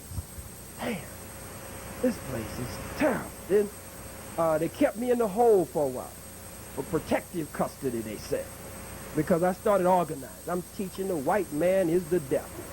I figure if you can't convince black men in the penitentiary that the white man is the devil, you ought to just give it up. Just give it up. You don't need to teach nobody. Man, I got to preaching and teaching in there, and the brothers stood up in the jailhouse. And I had a standing army in there, and they locked my butt down in the hole. I remember I used to pass the hole, and we would always look over toward the hole. I said, damn, it must be hell in there. But I never did think I was going to end up in there. One day, I wasn't just passing. I was in there. Black, dark. It was terrible in there. So I prayed. This is the truth. I prayed for peace of mind. I said, if I can't get out of here now, just give me peace of mind. Just give me the strength to bear this. And I prayed hard, and I prayed, and I prayed, and I willed it, and I willed it. And the next morning I woke up, I felt like I was at the Waldorf Astoria. I ain't lying. I got on my knees, I cleaned the floor, I polished everything, I scrubbed all the stupid graffiti off the walls. I mean, I made my place livable. Made it look like a military barracks. Though I was in the hole, I made my bed every day in a military style, and I declared myself a political prisoner. And that's right. Once I changed my status in my mind, I was all right.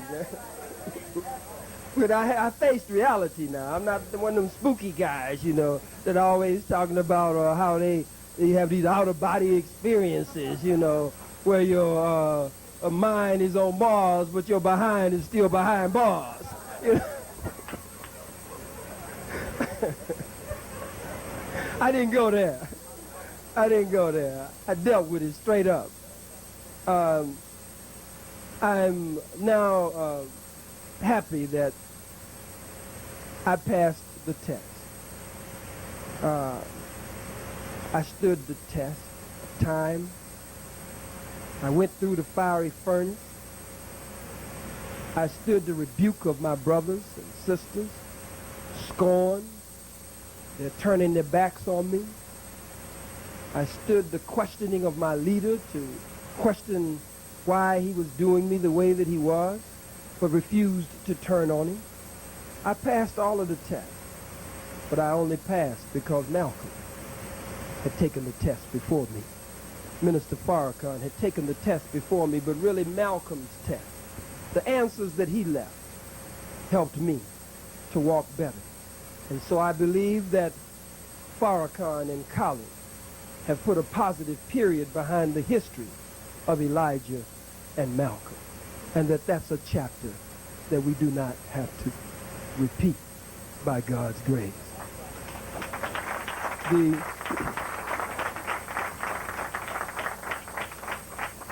Now, very quickly on the Million Man March, and I will wrap it up. I don't think I need to unless you raise a question on OJ and this whole Furman thing. I don't think I really need to put it in my lecture, but if you raise a question on it, I will answer it after I finish this segment on the Million Man March. Many of you ask, why a Million Man March? My answer is a question to you, why not a Million Man March? You say, what is the purpose of a Million Man March? I say, anytime a million black men can come together in unity, it is the most important and overwhelming and necessary event and happening and occurrence. Why Washington, D.C.? Sister Shahrazad Ali, and I love Sister Shahrazad Ali. I'm not just saying that. Some of you don't like her, but I like her. I love her. I love her because she's strong. She don't take no nonsense, no foolishness. She crushes these crackers on these programs the way I crush them. She'd talk about them in a minute. White women be on there arguing with her about her book and black on men and stuff. She said, well, you ain't got no man. That's why that's your problem. She's just hard on them, and I love her for that. She said that the Honorable Elijah Muhammad said that when he looked at the March on Washington in 63, that the Honorable Elijah Muhammad said that he didn't want his followers going to Washington, D.C. with their hats in their hands, begging the white man. Well, October 16th is not an occasion when we will go to Washington, D.C. with our hats in our hands to beg the white man. October 16th is a day to make America know her sins, to make America know her wickedness from the mouth of her once slave. October the 16th is a day of atonement, but not atonement to white men, not an atonement to Gingrich, not an atonement to Clinton or to Dole nor any of them, but it is a day of atonement to our God, the God of the black woman, the God of the black man, the God of our forefathers and foremothers, the God of our ancestors. For we have turned our backs on their laws and their statutes and their commandments, and we have turned our back on our culture. We have turned our back on that legacy that our ancestors have left us, and so we find ourselves in the condition that we are in today because the ancestors are not with us to the degree that they should be. And so the scripture says, if my people who are called by my name will humble themselves and pray and seek my face, God goes on to say, then I will hear their prayer from heaven and I will heal their nation. If my people, my is the possessive pronoun. God is talking about a particular people. He didn't say of all the people. He said if my people who are called by my name will humble themselves and pray and seek my face, then I will hear their prayer. Well, what is your prayer, black man? What is your prayer, black woman? Your prayer should be freedom and independence. Your prayer should not be with your hat in your hand, bootlicking and buck dancing and being bamboozled by the white man and begging the white man for food stamps and welfare and entitlements and procurements. No, black man and woman, your prayer should not be that the white man will give you some more set-asides. So now you got a Negro sitting on the Supreme Court, a Negro jurist sitting there doing the bidding of the enemy, doing the bidding of the white man, but in another sense doing the bidding of God. A Negro married to an ugly, tall, dinosaur-looking white woman. Negro has to go home, look like he going to Jurassic Park when he go home to this ugly white woman. I saw him when they were having the hearings with him and that sister, what's her name? Anita Hill. Yeah, that's another thing now. That thing with that Anita Hill and Clarence Thomas. Don't get me wrong now. I believe that Clarence Thomas said some of the things that she say he said and did some of the things she say he did. But I believe there were some things that both of them said and both of them did that neither one of them didn't talk about. Now that I believe. You don't tell me that no woman is not aware when a man is making passes at her. Man can be as hot in his pants as he want to be. I'm a man. And I know that if a woman does not want to entertain that, especially the black woman, I don't know nothing about white women. That's the truth. And that's rare nowadays.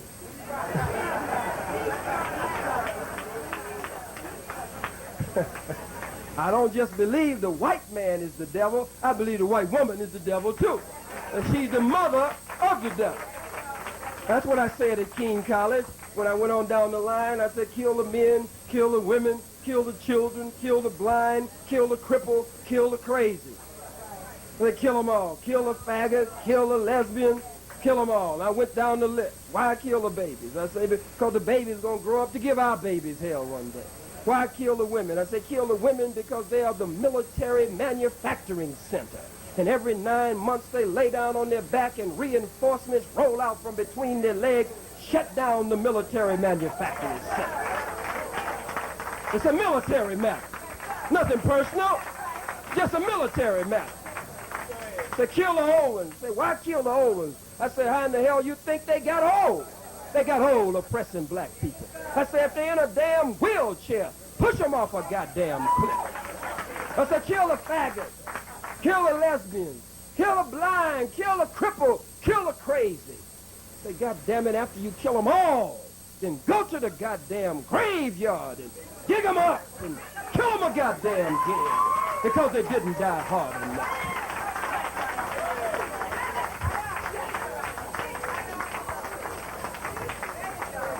Them crackers read that speech in Congress. They said, my God,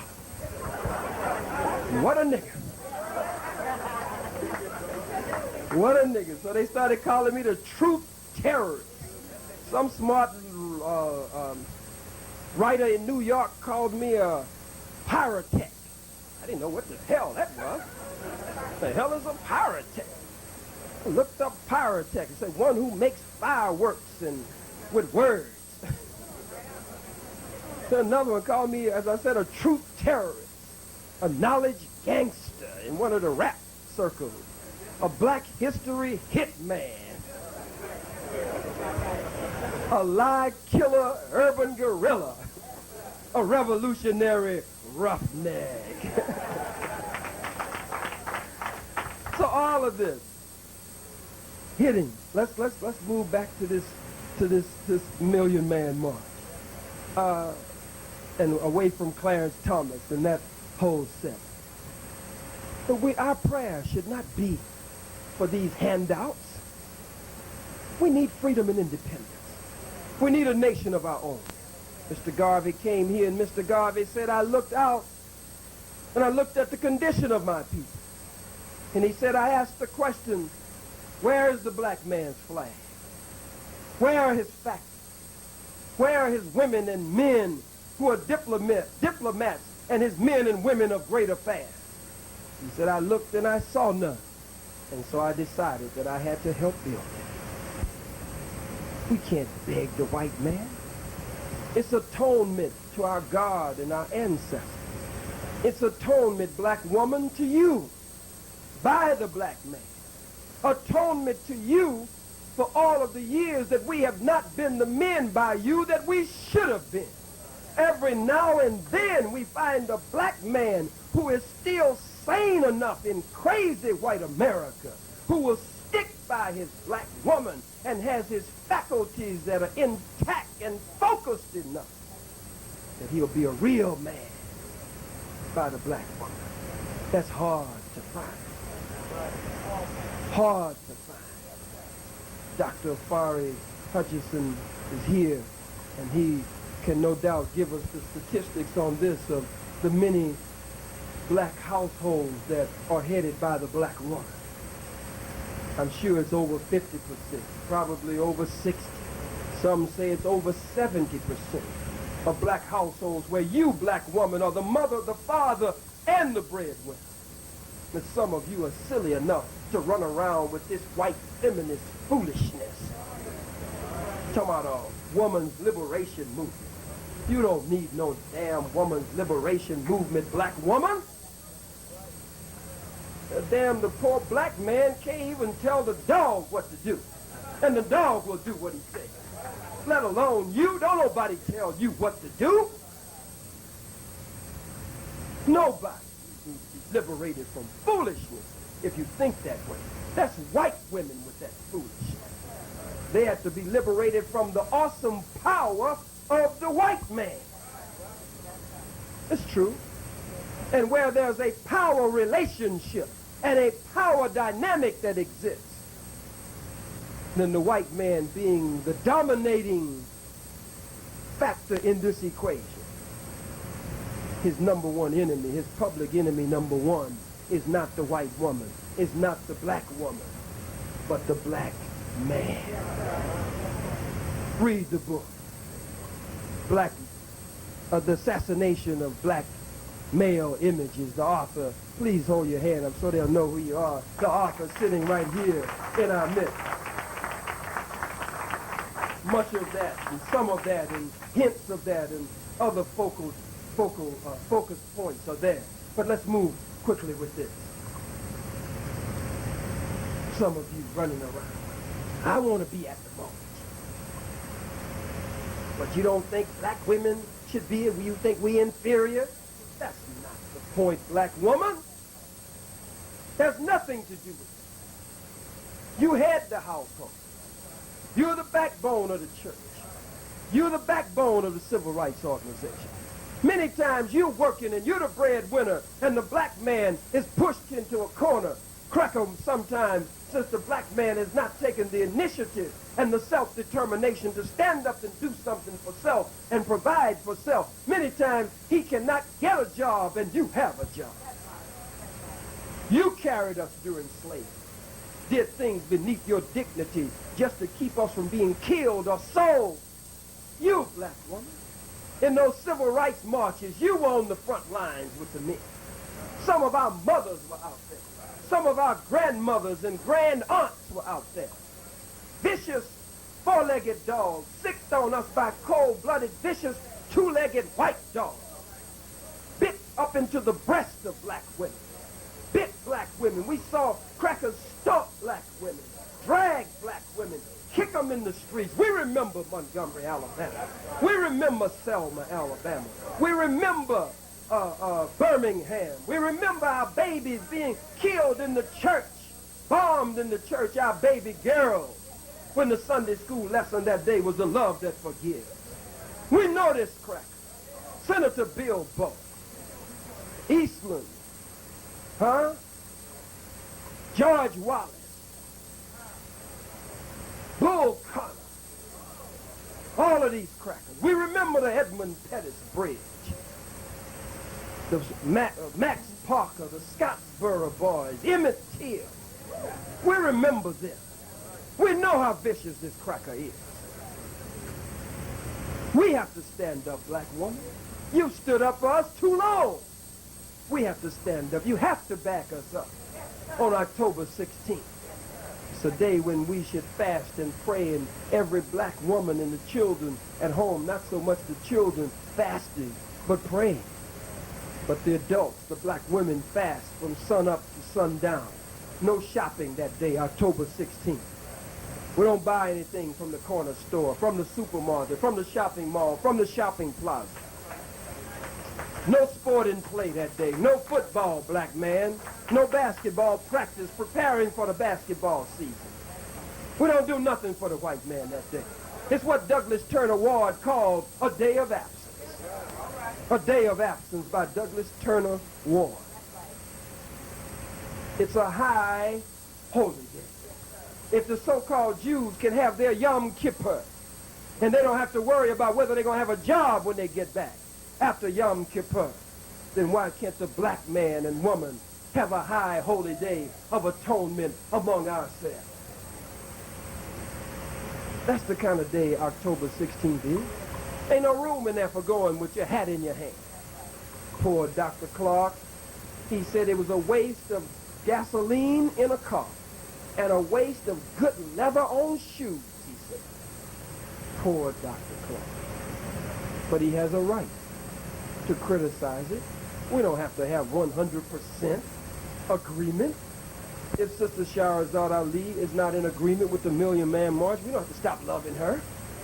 Because Dr. Clark is not in favor, we don't have to stop loving Dr. Clark. That's a lot to ask. These are two of our greats. So they're not in agreement. That won't stop the Million Man March. In fact, if Washington, D.C. turns out, Baltimore, Maryland, Philadelphia, Pennsylvania, that strip of Norfolk, Virginia, Richmond, Virginia, and the Hampton Roads area, if New Jersey turns out, if New York turns out, you got over 1 million right there on the East Coast, on the eastern seaboard. That ain't got nothing to do with the South. Nothing to do with out here on the West Coast. Nothing to do with the brothers coming up out of the Caribbean. Those crossing the border, coming in from Canada. Some coming over from Africa. Ain't got nothing to do with it. You trying to stop the Million Man March is like a dog barking at the moon. Dog barking at the moon ain't gonna stop the moon from shining, fool. You bark all you want to, bow wow. Moon is gonna still shine. Louis Farrakhan's idea from God. It's not his march. He's just the divine medium through which it is revealed and expressed to us. But it is of God. It is of the ancestors using Farrakhan to present to us an idea whose time has come. Nobody can stop it. We can't be out there. I told you when the bullets rang out, I thought of my baby, my son. He was 9 years old then. We can't be out there with our women that day. We believe we will be protected. We believe that God's guidance will be there with us, that we make the right steps and all of the right moves, that he will go out with us and come in with us and put his light above us, beneath us, and all around us. We believe that with all of our being. But we are taught by the great captains of the Nation of Islam and teachers that security is prevention. It's not being so good until you can handle something as it is happening or once it happens, but it's to be so good until you're on top of it and you discourage it from even cropping up into the mind of your enemy. Security is prevention. We can't have our women out there nursing babies, little infants. You nursing babies. We're carrying our little toddlers with us. Baby carriages with us. Baby buggies with us. This is a cold-blooded, vicious beast. Again, we believe we are secure that day and protected by God's divine ordination and providence. But in case something jumps up, I don't want to have to look like I had to look for my little 9-year-old son. Minister Tony Muhammad don't want to have to look for his little son. I have to look for my little son Farrakhan, or he looked for his little son Khallid. We can't do that day. Looking for our woman, our babies, the devil stampedes and the babies hit the ground and people trample on our little infants and babies. We can't do that. If the cracker rises up against us, some of you talking about the danger. God damn it, we live in danger every day. What in the hell are you talking about?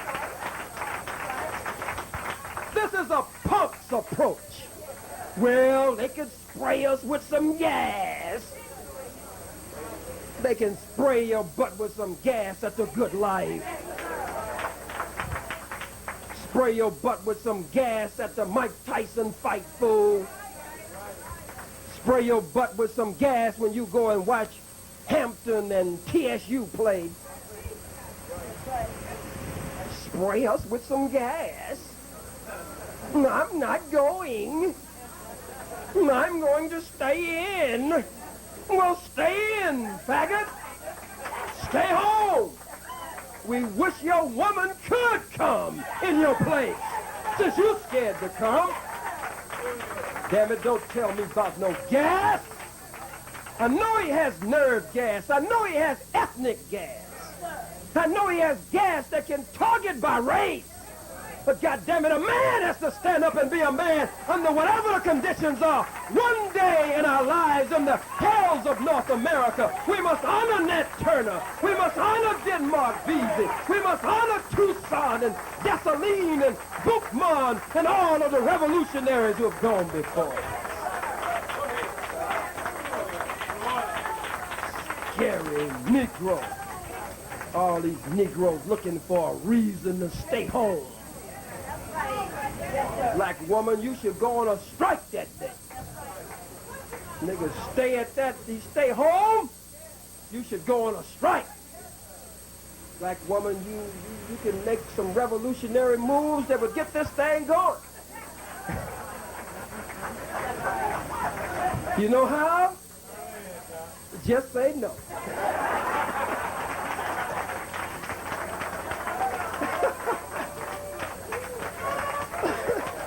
Don't have to fuss and fight. Just say no. Yeah, I had to do it. The warrior queen in West Africa among the Ashanti nation, the Asantehene Prempeh. The Asantehene Prempeh had been captured by the enemy. And the elders were too slow to move, and they appeared to fear the enemy who had captured the Asantehene. And Asante stepped to the elders and stepped in the midst of the men. And she said, our Asantehene has been captured, Prempeh. And you, the men of the Ashanti nation, appear to be too slow, or you appear to fear. Be filled with fear. She said, I will organize. It started out with the women, but she ended up fighting as a leader over the men and the women. She said, and I will organize the women, and we will go and fight the enemy.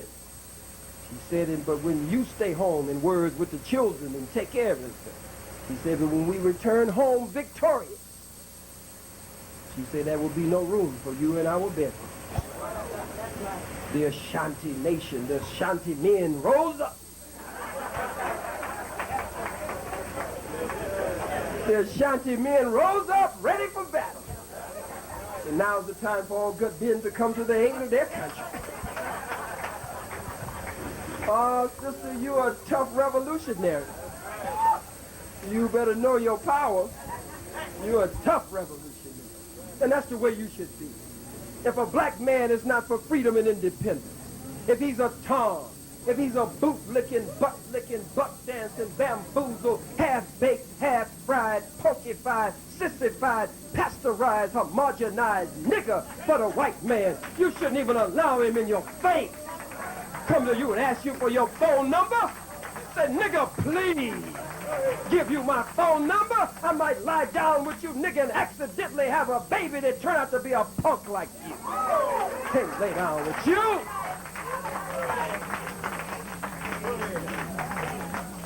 Sisters, you got power. Just say no. Just say no. That's power. God bless you, sister. God bless you, sister. Look at it for what it's worth. We have to stand up that day as men. I always jokingly say how the white man comes up, knocking at the door, bill collector. Some black men in the back room trembling. Honey, go to the door and see who that is. And tell him, honey, I ain't at home. And she go to the door, poor black woman, mad, wants you to stand up, black man, crack a knocking. She go to the door with her lip poked out and say, he say he ain't home. He say he ain't home. It's time for us to stand up, black man. The Honorable Minister Louis Farrakhan is calling us to stand up.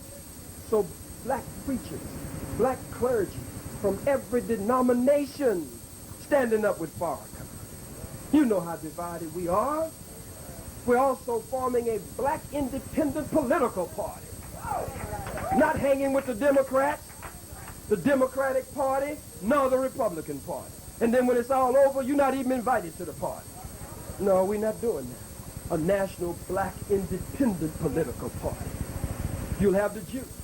You'll have the power. 1 million black men in D.C. with millions of black women and some other black men and others who are backing them, who are not in Washington, D.C. that day. This is a day of power.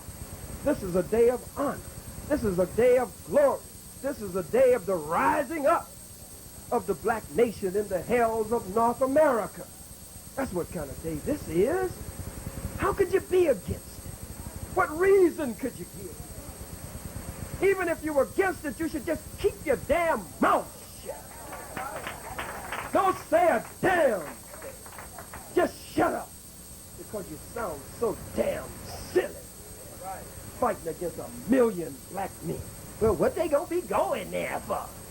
But some of the same niggas were at the march, the rally for Brother Mumia Abu Jamal. I was there in Philadelphia. They want to be there because there's white folks there. I mean, I'm not a marcher, but I knew this was bigger than marching, bigger than Brother Mumia, bigger than me. We wanted to free our political prisoner and make a statement for all of our political prisoners, and especially those who are on death row, as we have done for years. If you've read the back page of the Muhammad Speak newspaper and the Final Call newspaper, where the Most Honorable Elijah Muhammad makes this bold stand dealing with black political prisoners and those who are on death row. It's right there. Been there for years. But they out there marching. Cindy's out there in Philadelphia. Kathy, Heather,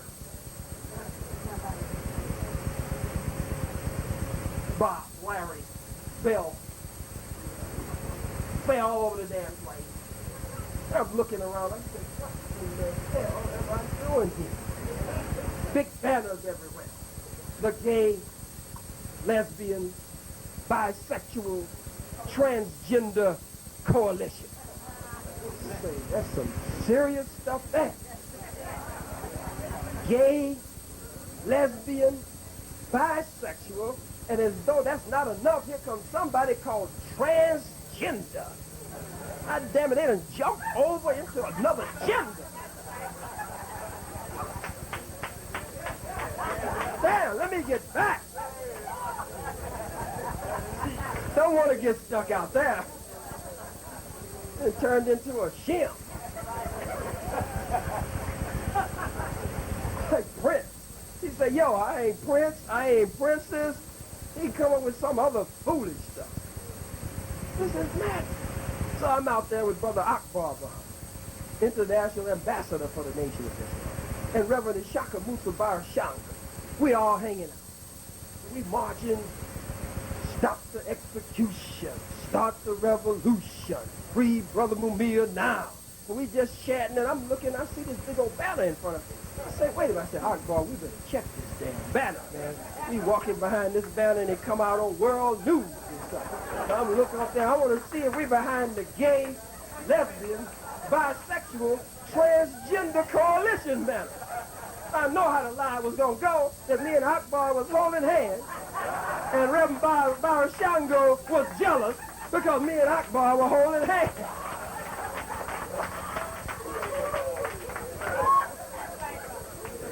I say, hell no, man, let's get from behind this banner. And we don't want to seem like we leading that section of the parade in front of the banner. We got the hell away. But all these Negroes could be in the parade. But you can't come to Washington, D.C. Every time there's some kind of little protest or some march at Lamert Park, you got your little silly butt walking around the bushes at Lamert Park. That's all right. But you can't go to Washington, D.C. Give me a break. What's wrong with it? As the Honorable Minister Louis Farrakhan said, if 1 million bees were coming to Washington, D.C., the white man would be disturbed. He'd be in the war room, situation room, studying about 1 million bees coming to Washington. Now you got 1 million black men coming to Washington, D.C. You don't find no value in that? This is why Washington, D.C. That's the staging area. That's the stage for it to take place. That's where the spotlight will shine. That's where the world will take notice that the one slave has taken a stand. What other place in Washington? We're not going to march between the statues of two dead men, Lincoln and Washington. This is not going to be what Malcolm called the farce on Washington. What you don't know, you dumb Muslims, some of the old Muslims, sitting around criticizing Minister Farr. Elijah Muhammad. Elijah Muhammad didn't do no marching. Elijah Muhammad wouldn't be for this march. See, I know the Elijah Muhammad teachers and bean soup science, sitting around Putin and pontificating and eating bean soup. Elijah, what you don't know, fool, is that Minister Farrakhan and Elijah Muhammad watched the 1963 march on the TV together. Elijah Muhammad saying, this march, there's too much joking, too much playing, too much picnicking. You got to be careful with picnic. You got to know where it started. White man used to spread out his tablecloth, red and white checkered tablecloth, watermelon, cantaloupe, potato salad, pig feet, fried chicken, catfish, everything. They'd lay it all out. They called it a picnic because they wanted to pick a nigger, pick a ninny, pick a nigger. Why do you need to pick a nigger? You pick a nigger for the entertainment while they ate their catfish, while they ate their potato salad. So the Honorable Elijah Muhammad said there'll be no picnicking. He said, one day, brother, talking to Brother Minister, he said, one day, brother, when I call a march, there'll be no playing. There'll be no joking. He said, we won't go to the white man with our hats in our hands. And so the Honorable Minister Louis Farrakhan, his son, sitting there taking instructions and guidance from his spiritual father and leader and teacher and guide. And so now he stands up and calls 1 million of us to Washington, D.C. No, Farrakhan is not changing direction. Farrakhan is directing the change. And that is what we must be aware of and be in tune with the modern, up-to-date commands of God through his servant in our midst. I've covered it, the points that I wanted to cover. And as the preacher would say, I'm finished. Finished now. Finished. Finished. Finished. And I thank you for being as attentive as you have been. Assalamu alaikum. I'll take a few questions. Oh, Diabo. You know, I can never remember Brother Jamal's name, but I should never forget it. Please be seated for a second, because it's Brother Jamal and Brother Steve Coakley that have done the most extensive research and investigation and have raised the major evidence on my assassination attempt. In fact, it's Brother Jamal who discovers quite a few things that we won't go into so much here tonight. You know, he's on the Discovery Channel. Do we have any questions? We have 1 hand, 2 hands, 3 hands, 4 hands, 5, 6. Okay. Brother Jamal wants us to, at this point, and I'll help you if you don't mind, to do a donation period. A love offering. Is that what you call it? What do you call it, bro? Love offering. Love offering. Yeah, what's love? All right. Well, some of them will probably say, we love you, brother. And let that be it. Is there anyone in here who will write a good check for $100? Or give $100? Who will write a good check for $100? Who will give $100? Brothers and sisters, the Good Life has waived the bucket. We normally give a bucket for them for hosting the program. They have waived it. This bucket is for Dr. Khallid. Dr. Khallid comes here free of charge tonight, and you know, because of medical expenses, travel expenses, and others, the brother needs our support. What we're going to do is ask all of you to give as much as you can. Like the brother said, this is love night, and I want y'all to reach down and show us that you love our brother. The brother has been on the front line for us for many years. Matter of fact, we were having a case study from the Donahue show, the tape. We had a Khalid Muhammad support rally in here. We were using the Donahue show as a case study on how to deal with this Peckerwood on the media. TV talk shows, radio talk shows. And it's because of this brother that so many of us have learned how to confront this enemy and combat him effectively. I think it's up to you right now to show him how much you respect and love him. I appreciate that. I didn't know that I would get a love offering, but I certainly, in the spirit of love, cannot turn down the love offering. I don't want to discourage love. Come on up here, Brother Scott. Where's Brother Larry? I like Brother Larry to be nearby, especially, where is he? He was here earlier. Come on up, Brother Larry. You got Brother Scott here to come all the way from D.C. Give him a black hand. How much? Brother Scott came in, $20. Give him a strong hand, brothers and sisters. Oh, my God. This Sister Malika, did I get it right? And Brother Ray always supports everything that's for the freedom and independence of our people. And we're at the mosque backing everything up yesterday. Brother Tony spoke highly of them when I arrived in the city, and Minister Wazir, and I didn't even know they had hooked up. They donate $100. Give them a black hand. Brother Dave and Sister Rita Bryant, 100 big ones. Give them a black hand, brothers and sisters. Let me have one of them 40s, brother.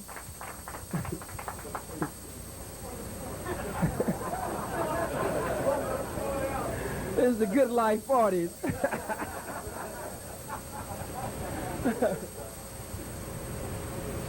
Yeah, well, Brother who? Brother Sarah put in $20. Give him a black hand.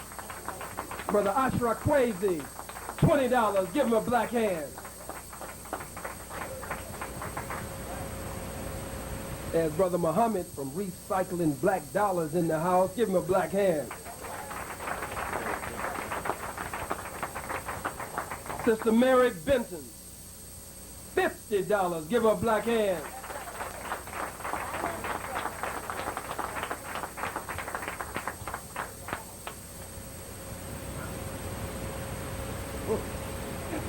Where's the love, y'all? Pina colada. Woo.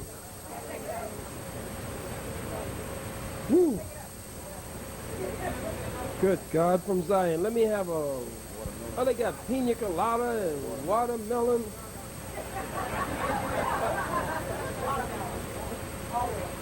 Some... All right.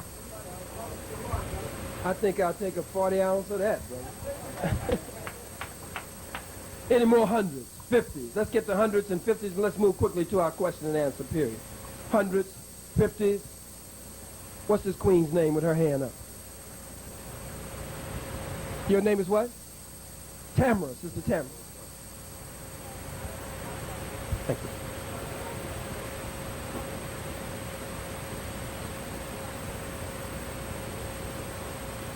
Who will pick the testing? Who will pick the people who will be speaking, and will there be? And what will the points be? What will the points be, point by point, that they will be speaking on? You can rest assured that I won't speak that day. I don't believe I'll say a mumbling word on October the 16th. I just don't believe it. I have no idea who will pick the speakers. I would think that the speakers would be picked by a committee at the national headquarters for the Million Man March in Washington, D.C. I would think that the Honorable Minister Louis Farrakhan would have some major input into that. And I would think that the national director, Ben Chavis, would have some hand in that, and others who will be working on that committee. But I actually do not know the answer to that question, in truth. And I couldn't possibly know point by point which each speaker is going to speak about.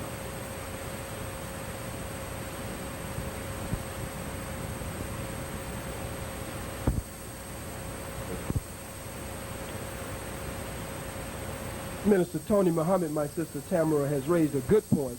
Minister Tony is pointing out that the current issue of the Final Call newspaper is a special edition on why a Million Man March addresses so many questions and provides the answers, and perhaps as we go through that, many of the questions we are asking can be answered. I don't think that answer is there, but some of the others might be there. I'd be interested in knowing who's going to speak that day too, and I want to know what the hell they going to say too. I'm like you, Sister Tamara. I sure would. I'd like to get on there and fire it up, but I know I ain't going to say nothing.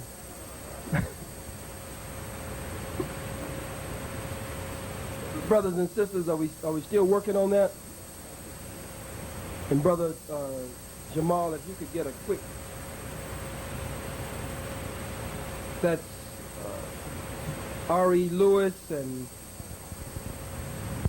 oh, this is the one that, okay, this was already given the $100. Let's give them a black hand already. Give it.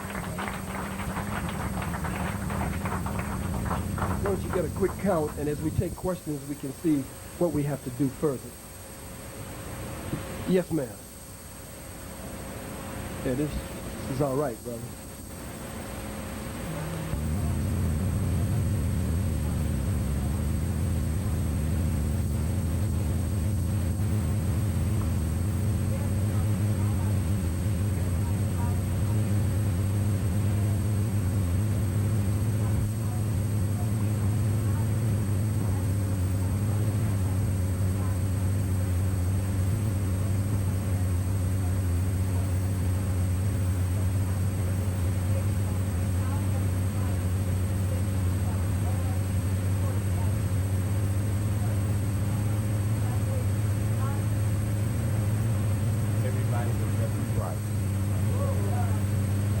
Blake has responded?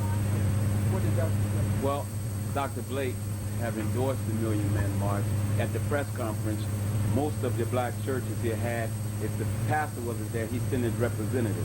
The only one we haven't heard from, and we're still reaching out for him, is Reverend Price. You know, so we'll give a list. You'll see the list will come out, you know, on everybody that's supporting it. But, you know, again, like Doc said, whether they support it or not, the ship rolls on.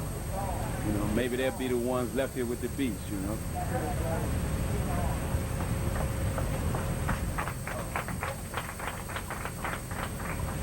Let me get your question, sir. Good evening.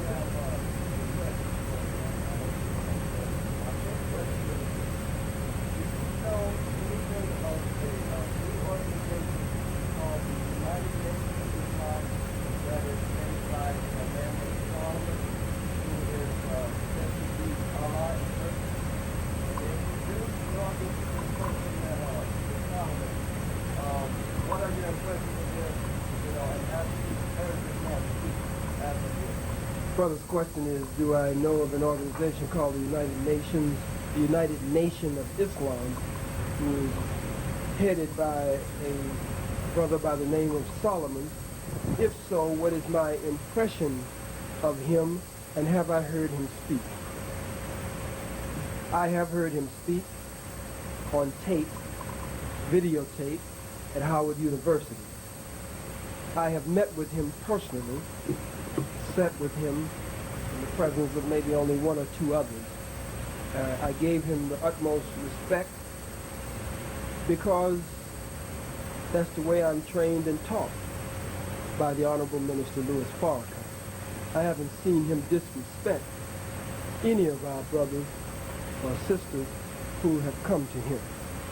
I gave Brother Solomon respect, first of all, because he's a black man standing up for black people. I don't have to agree with his ideology 100% to give him my respect. I gave him respect because much of what he teaches comes from the teaching and program of the Most Honorable Elijah Muhammad. So I have to respect him there. Do I believe that he is Allah in the person, or what do I think of that? Well, that's easy. I don't have to hesitate on that.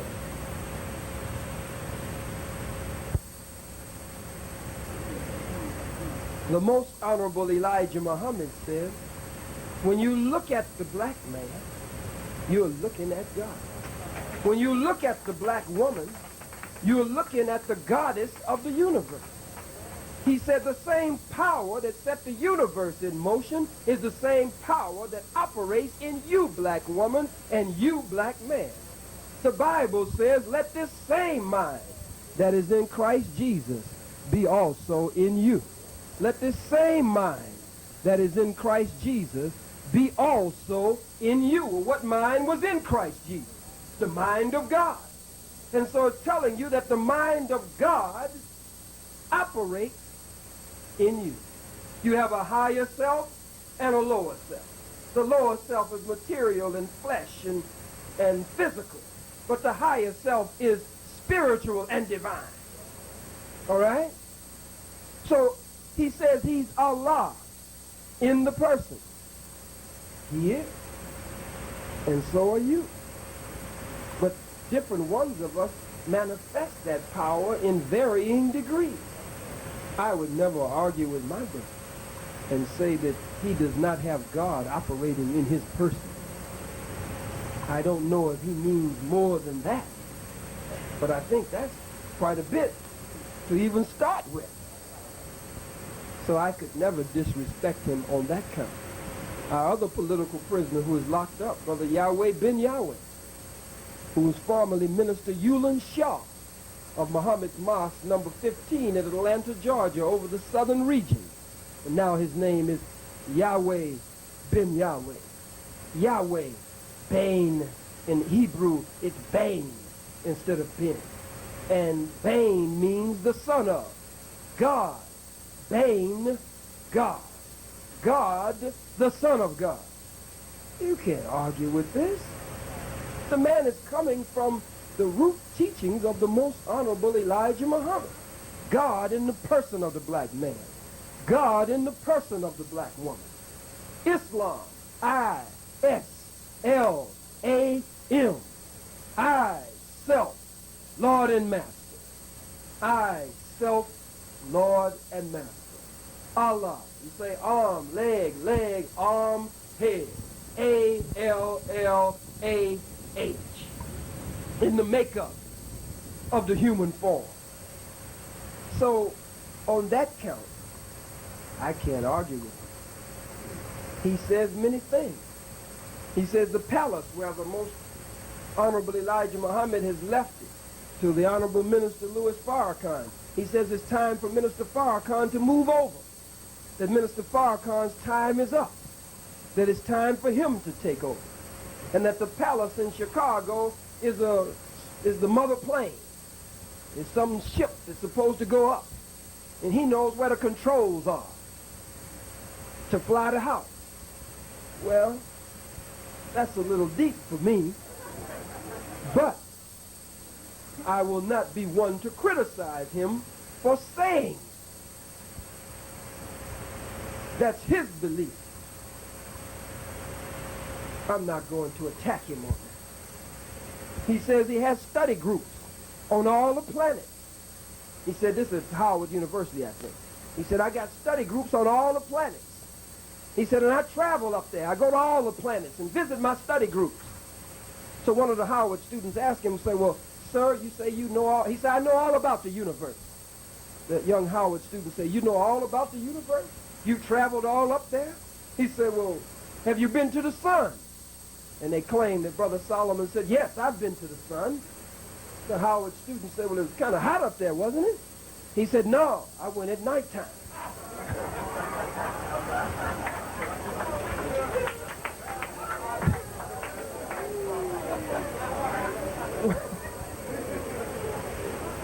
I'm sorry, it was the ginseng up. That's what it was. I knew I shouldn't have took that ginseng up.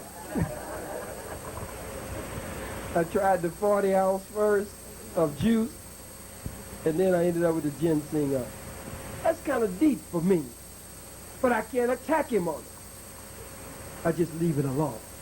Too many crackers for me to attack. Too many white folks for me to crush and beat down. Than to attack my brother.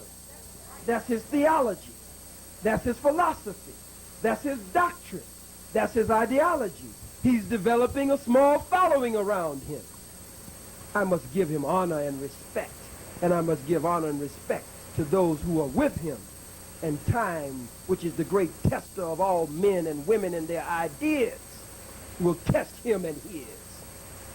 And we will know for real whether there are people down in the earth as he teaches, or if Minister Farrakhan's house, which is the house of the Nation of Islam, really, will get up and fly one day. We'll know. If we don't know, our children, somebody will know. So that is my answer on Brother Solomon and his teaching and program. I met with him. I wanted to meet with him because I want to know what he taught. So I went and met with him. Now there's something else they say that just kind of worries me. And it's not the ginseng. Talked to one of his followers in Brooklyn. I spoke at the Slave Theater with the warrior lawyer Alton Maddox in Brooklyn. Great black man. And one of the young brothers outside was telling me that he was a follower of Brother Solomon, and they had had dinner with the Honorable Elijah Muhammad 3 weeks ago. I said, what? He said, yes, sir. We had dinner with the Honorable Elijah Muhammad. I said, yeah. I said, how did he look? He said, well, he didn't look like he used to look. He looked different. You know, the Honorable Elijah Muhammad said he was going to come back in a new body. I tried to be tolerant like I was here tonight on that question you just asked me, but I kind of went off on it. I said, brother, you sound like a damn fool. You mean somebody can just bring you somebody to the table and tell you that's the Honorable Elijah Muhammad, and they don't even have to look like he used to look. They can look like anybody. And they tell you he came back in a new body, and you believe that was him. All right, I'm telling you. I didn't believe either. But I had dinner with him, and he was the Honorable Elijah Muhammad. That's kind of deep for me. I don't understand that. You know, I can't say he didn't have dinner with the Honorable Elijah Muhammad, but that's kind of deep for me. I need more understanding on that. You just go and get me any man and set him down at a table, and he looks nothing like the Honorable Elijah Muhammad. And you give me some excuse that Honorable Elijah Muhammad is supposed to come back in a new body. We've been tricked so much until we're skeptical today. So I would need deeper understanding. But again, I would not attack him, at least not at this point.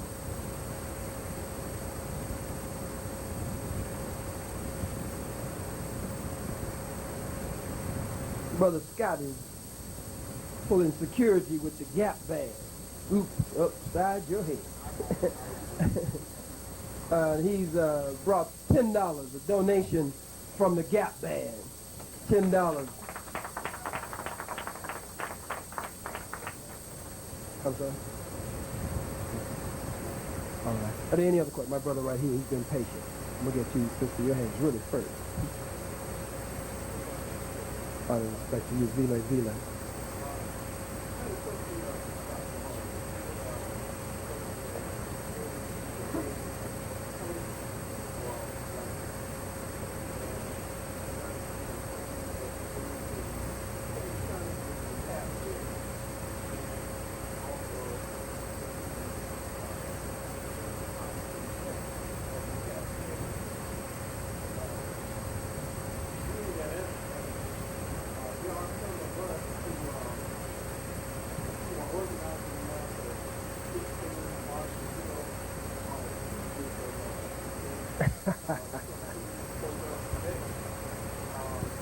I hear you.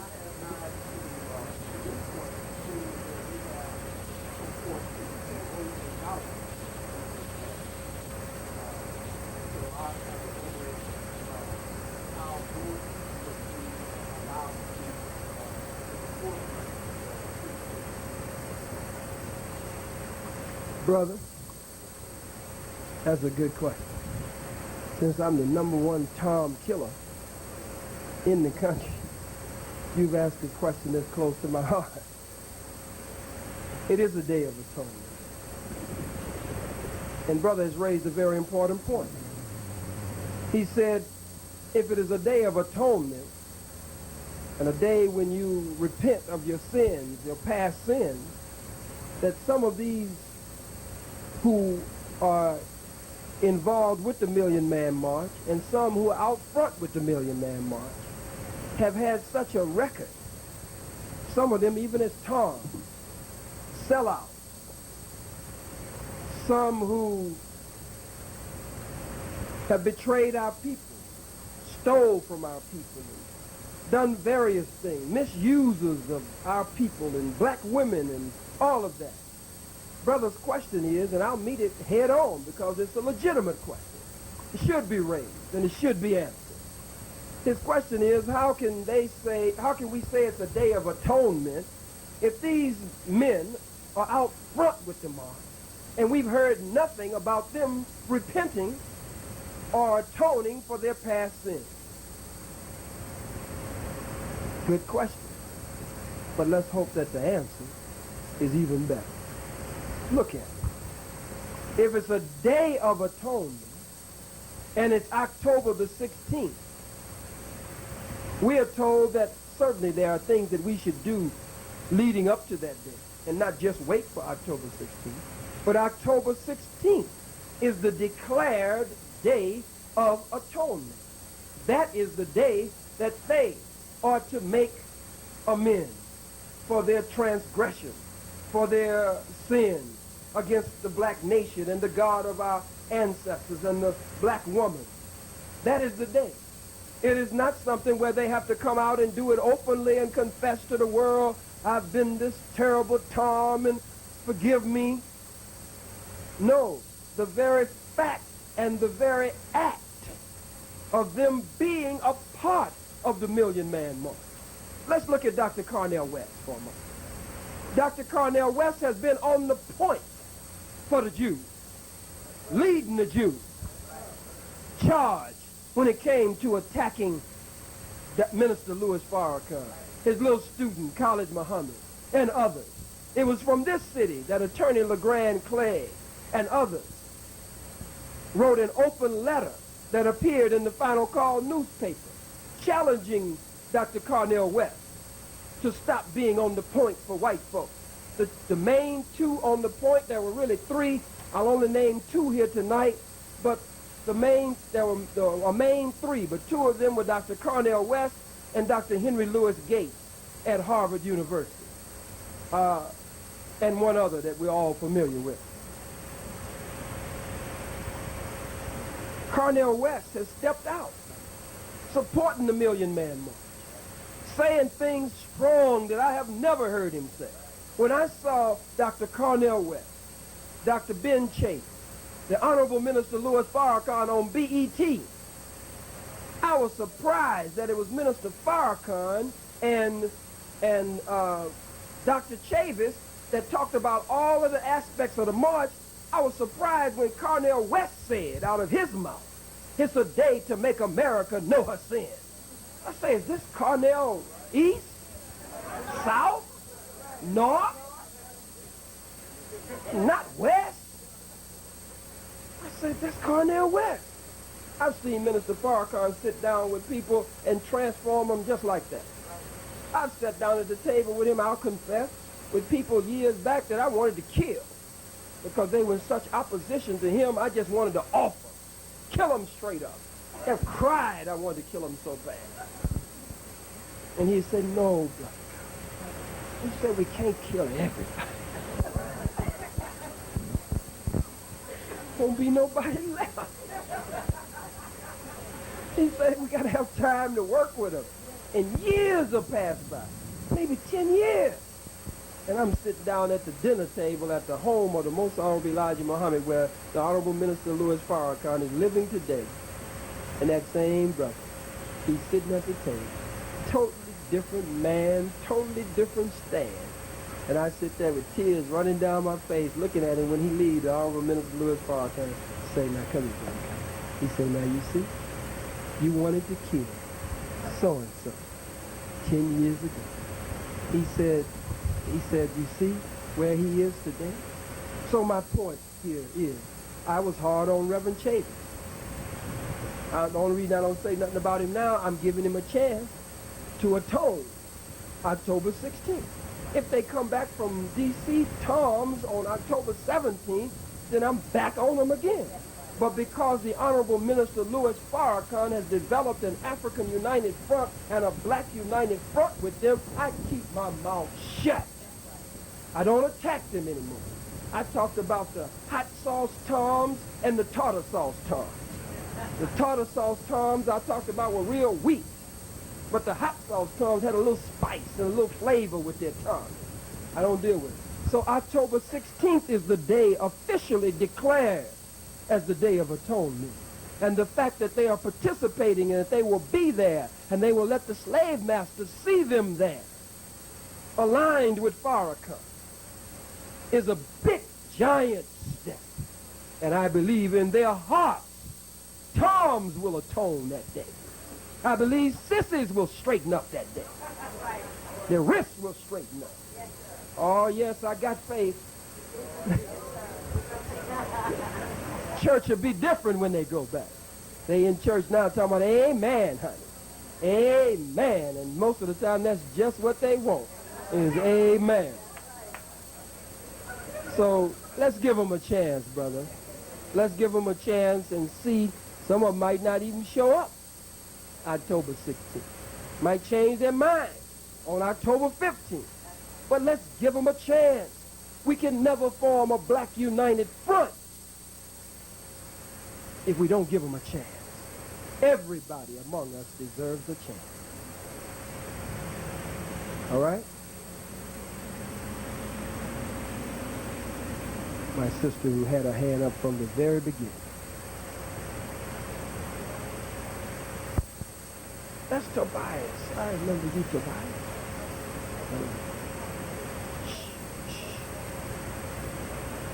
I missed that. I missed what she said. All right, so you, I understand.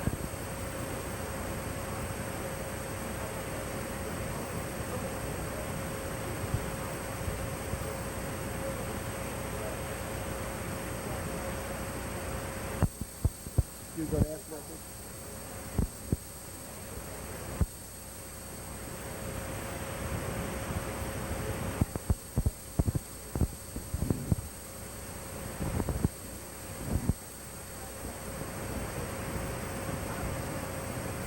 That's right. Thank you, sister. We're in agreement. Thank you, sister. Thank you. We got the brothers back. We are. We take the Go ahead. What are you saying, sister? I'm going to let the sisters answer these questions. Go ahead, sister. That's right.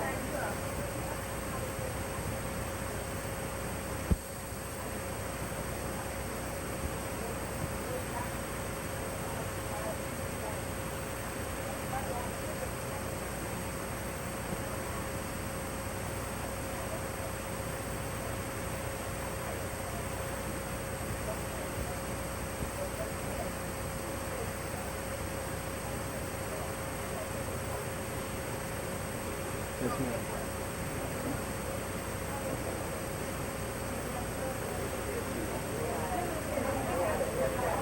Excuse me. Sister, what is the talk in Pacific Palisades?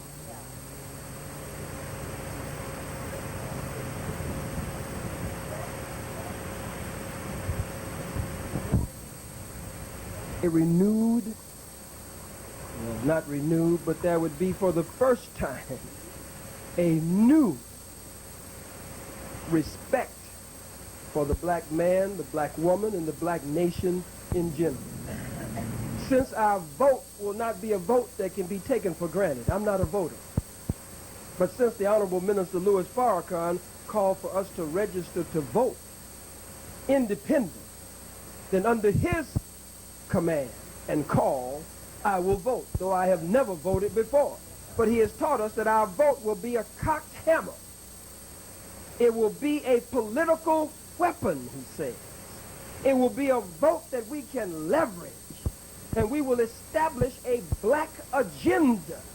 And then the establishing of a black political agenda, then we will be able to determine, as Malcolm used to say, we'll be able to determine who goes to the White House and who goes to the doghouse. And that kind of leveraging we have never had before.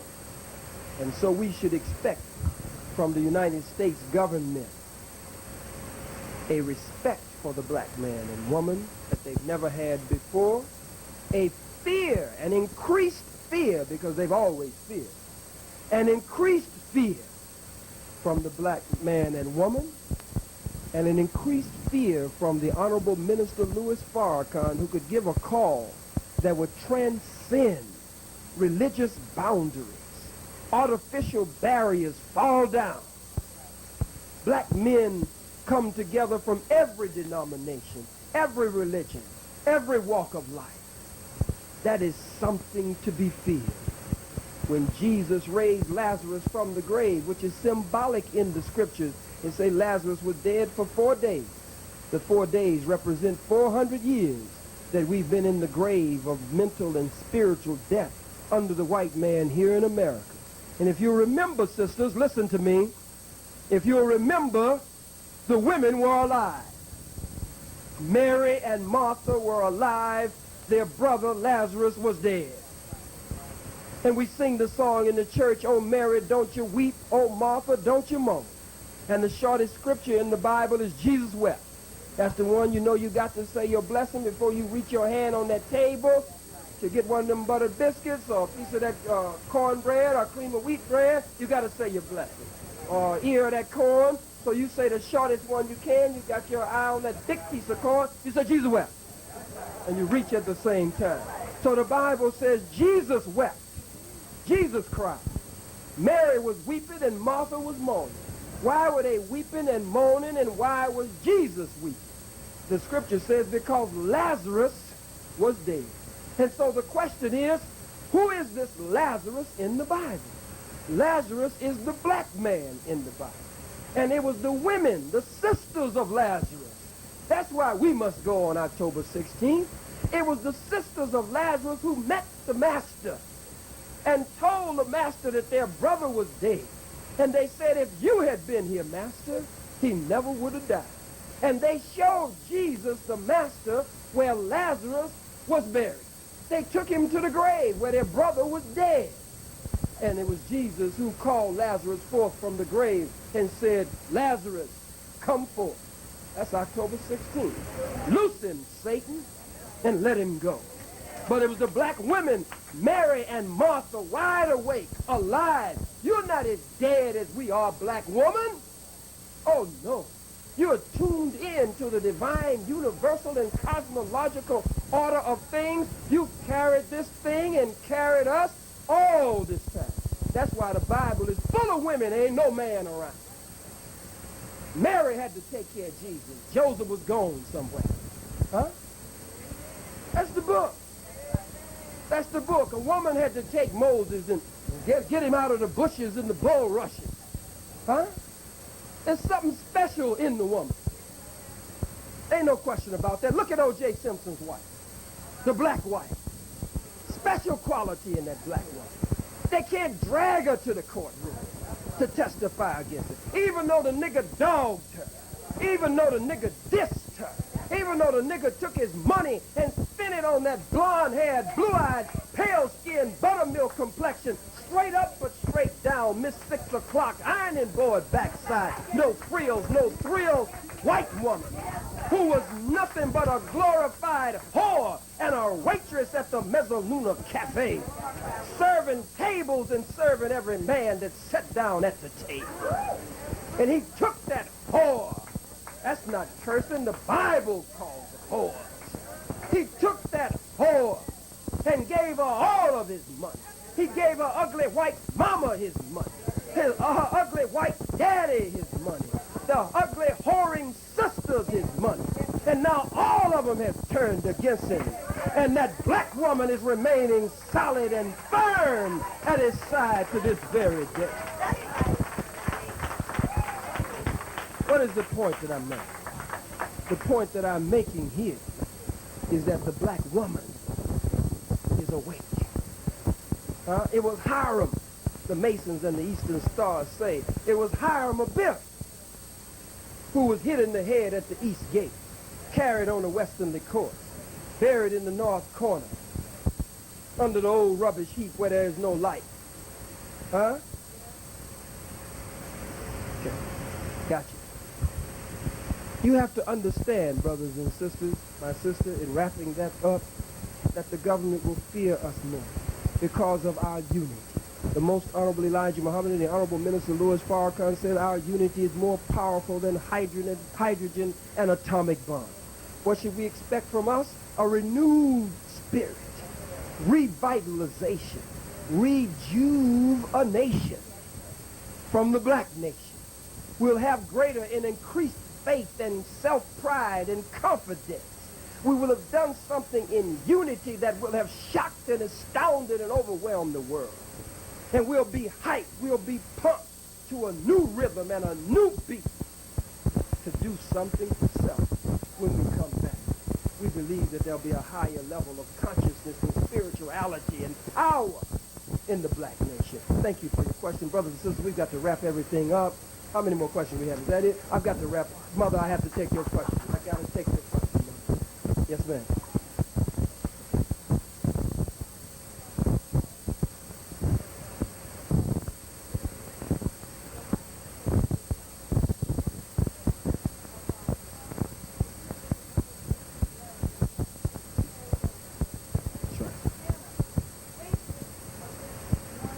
That's right.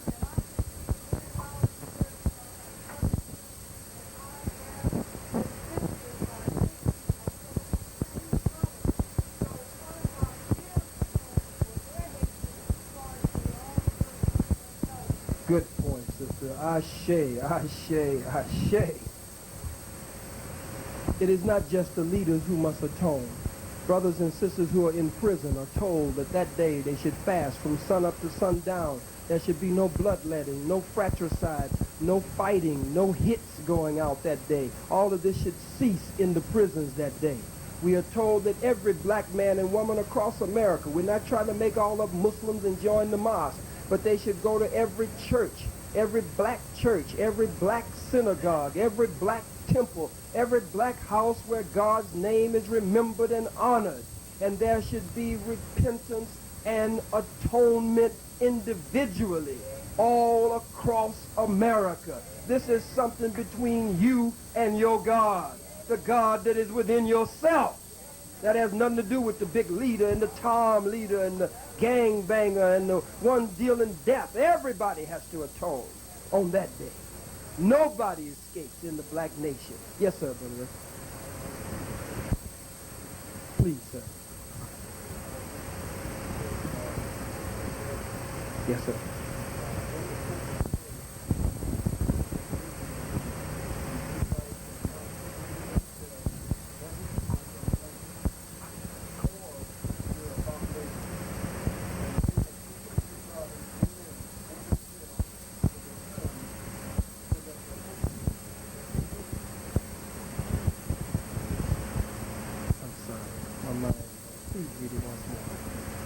I apologize.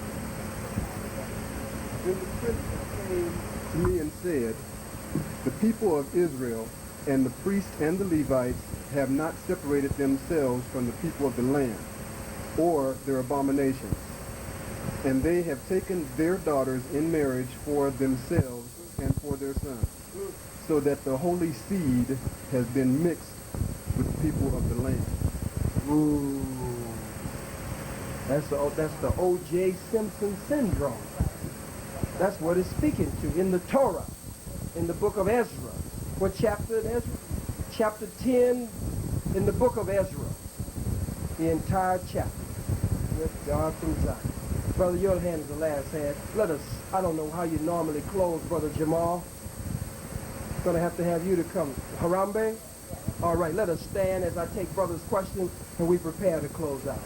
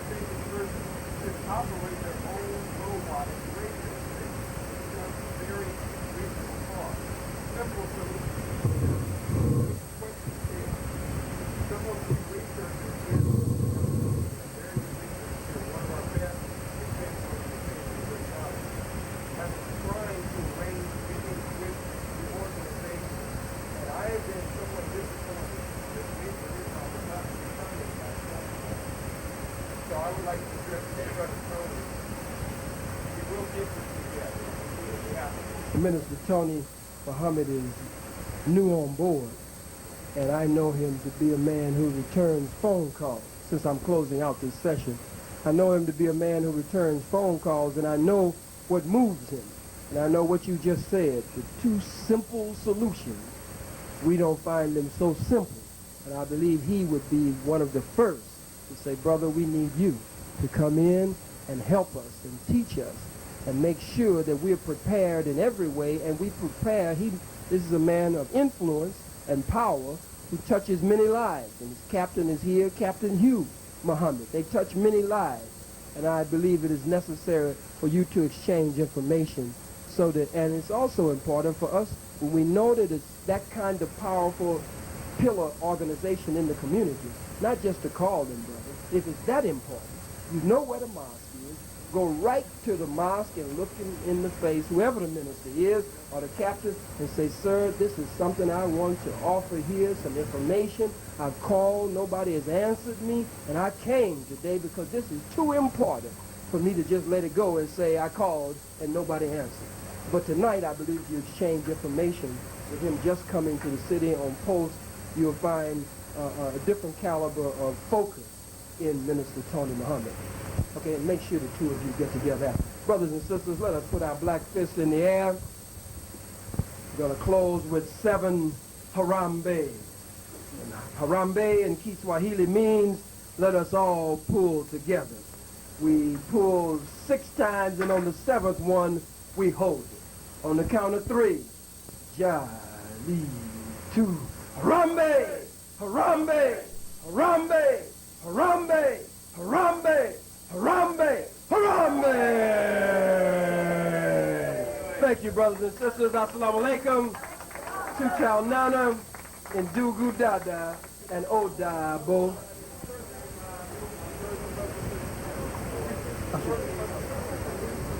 Brothers and sisters, let us finish some of the questions and answers and the social period on the parking lot. And we need to clean up here quickly. Please move quickly to the door. We have gone beyond the time.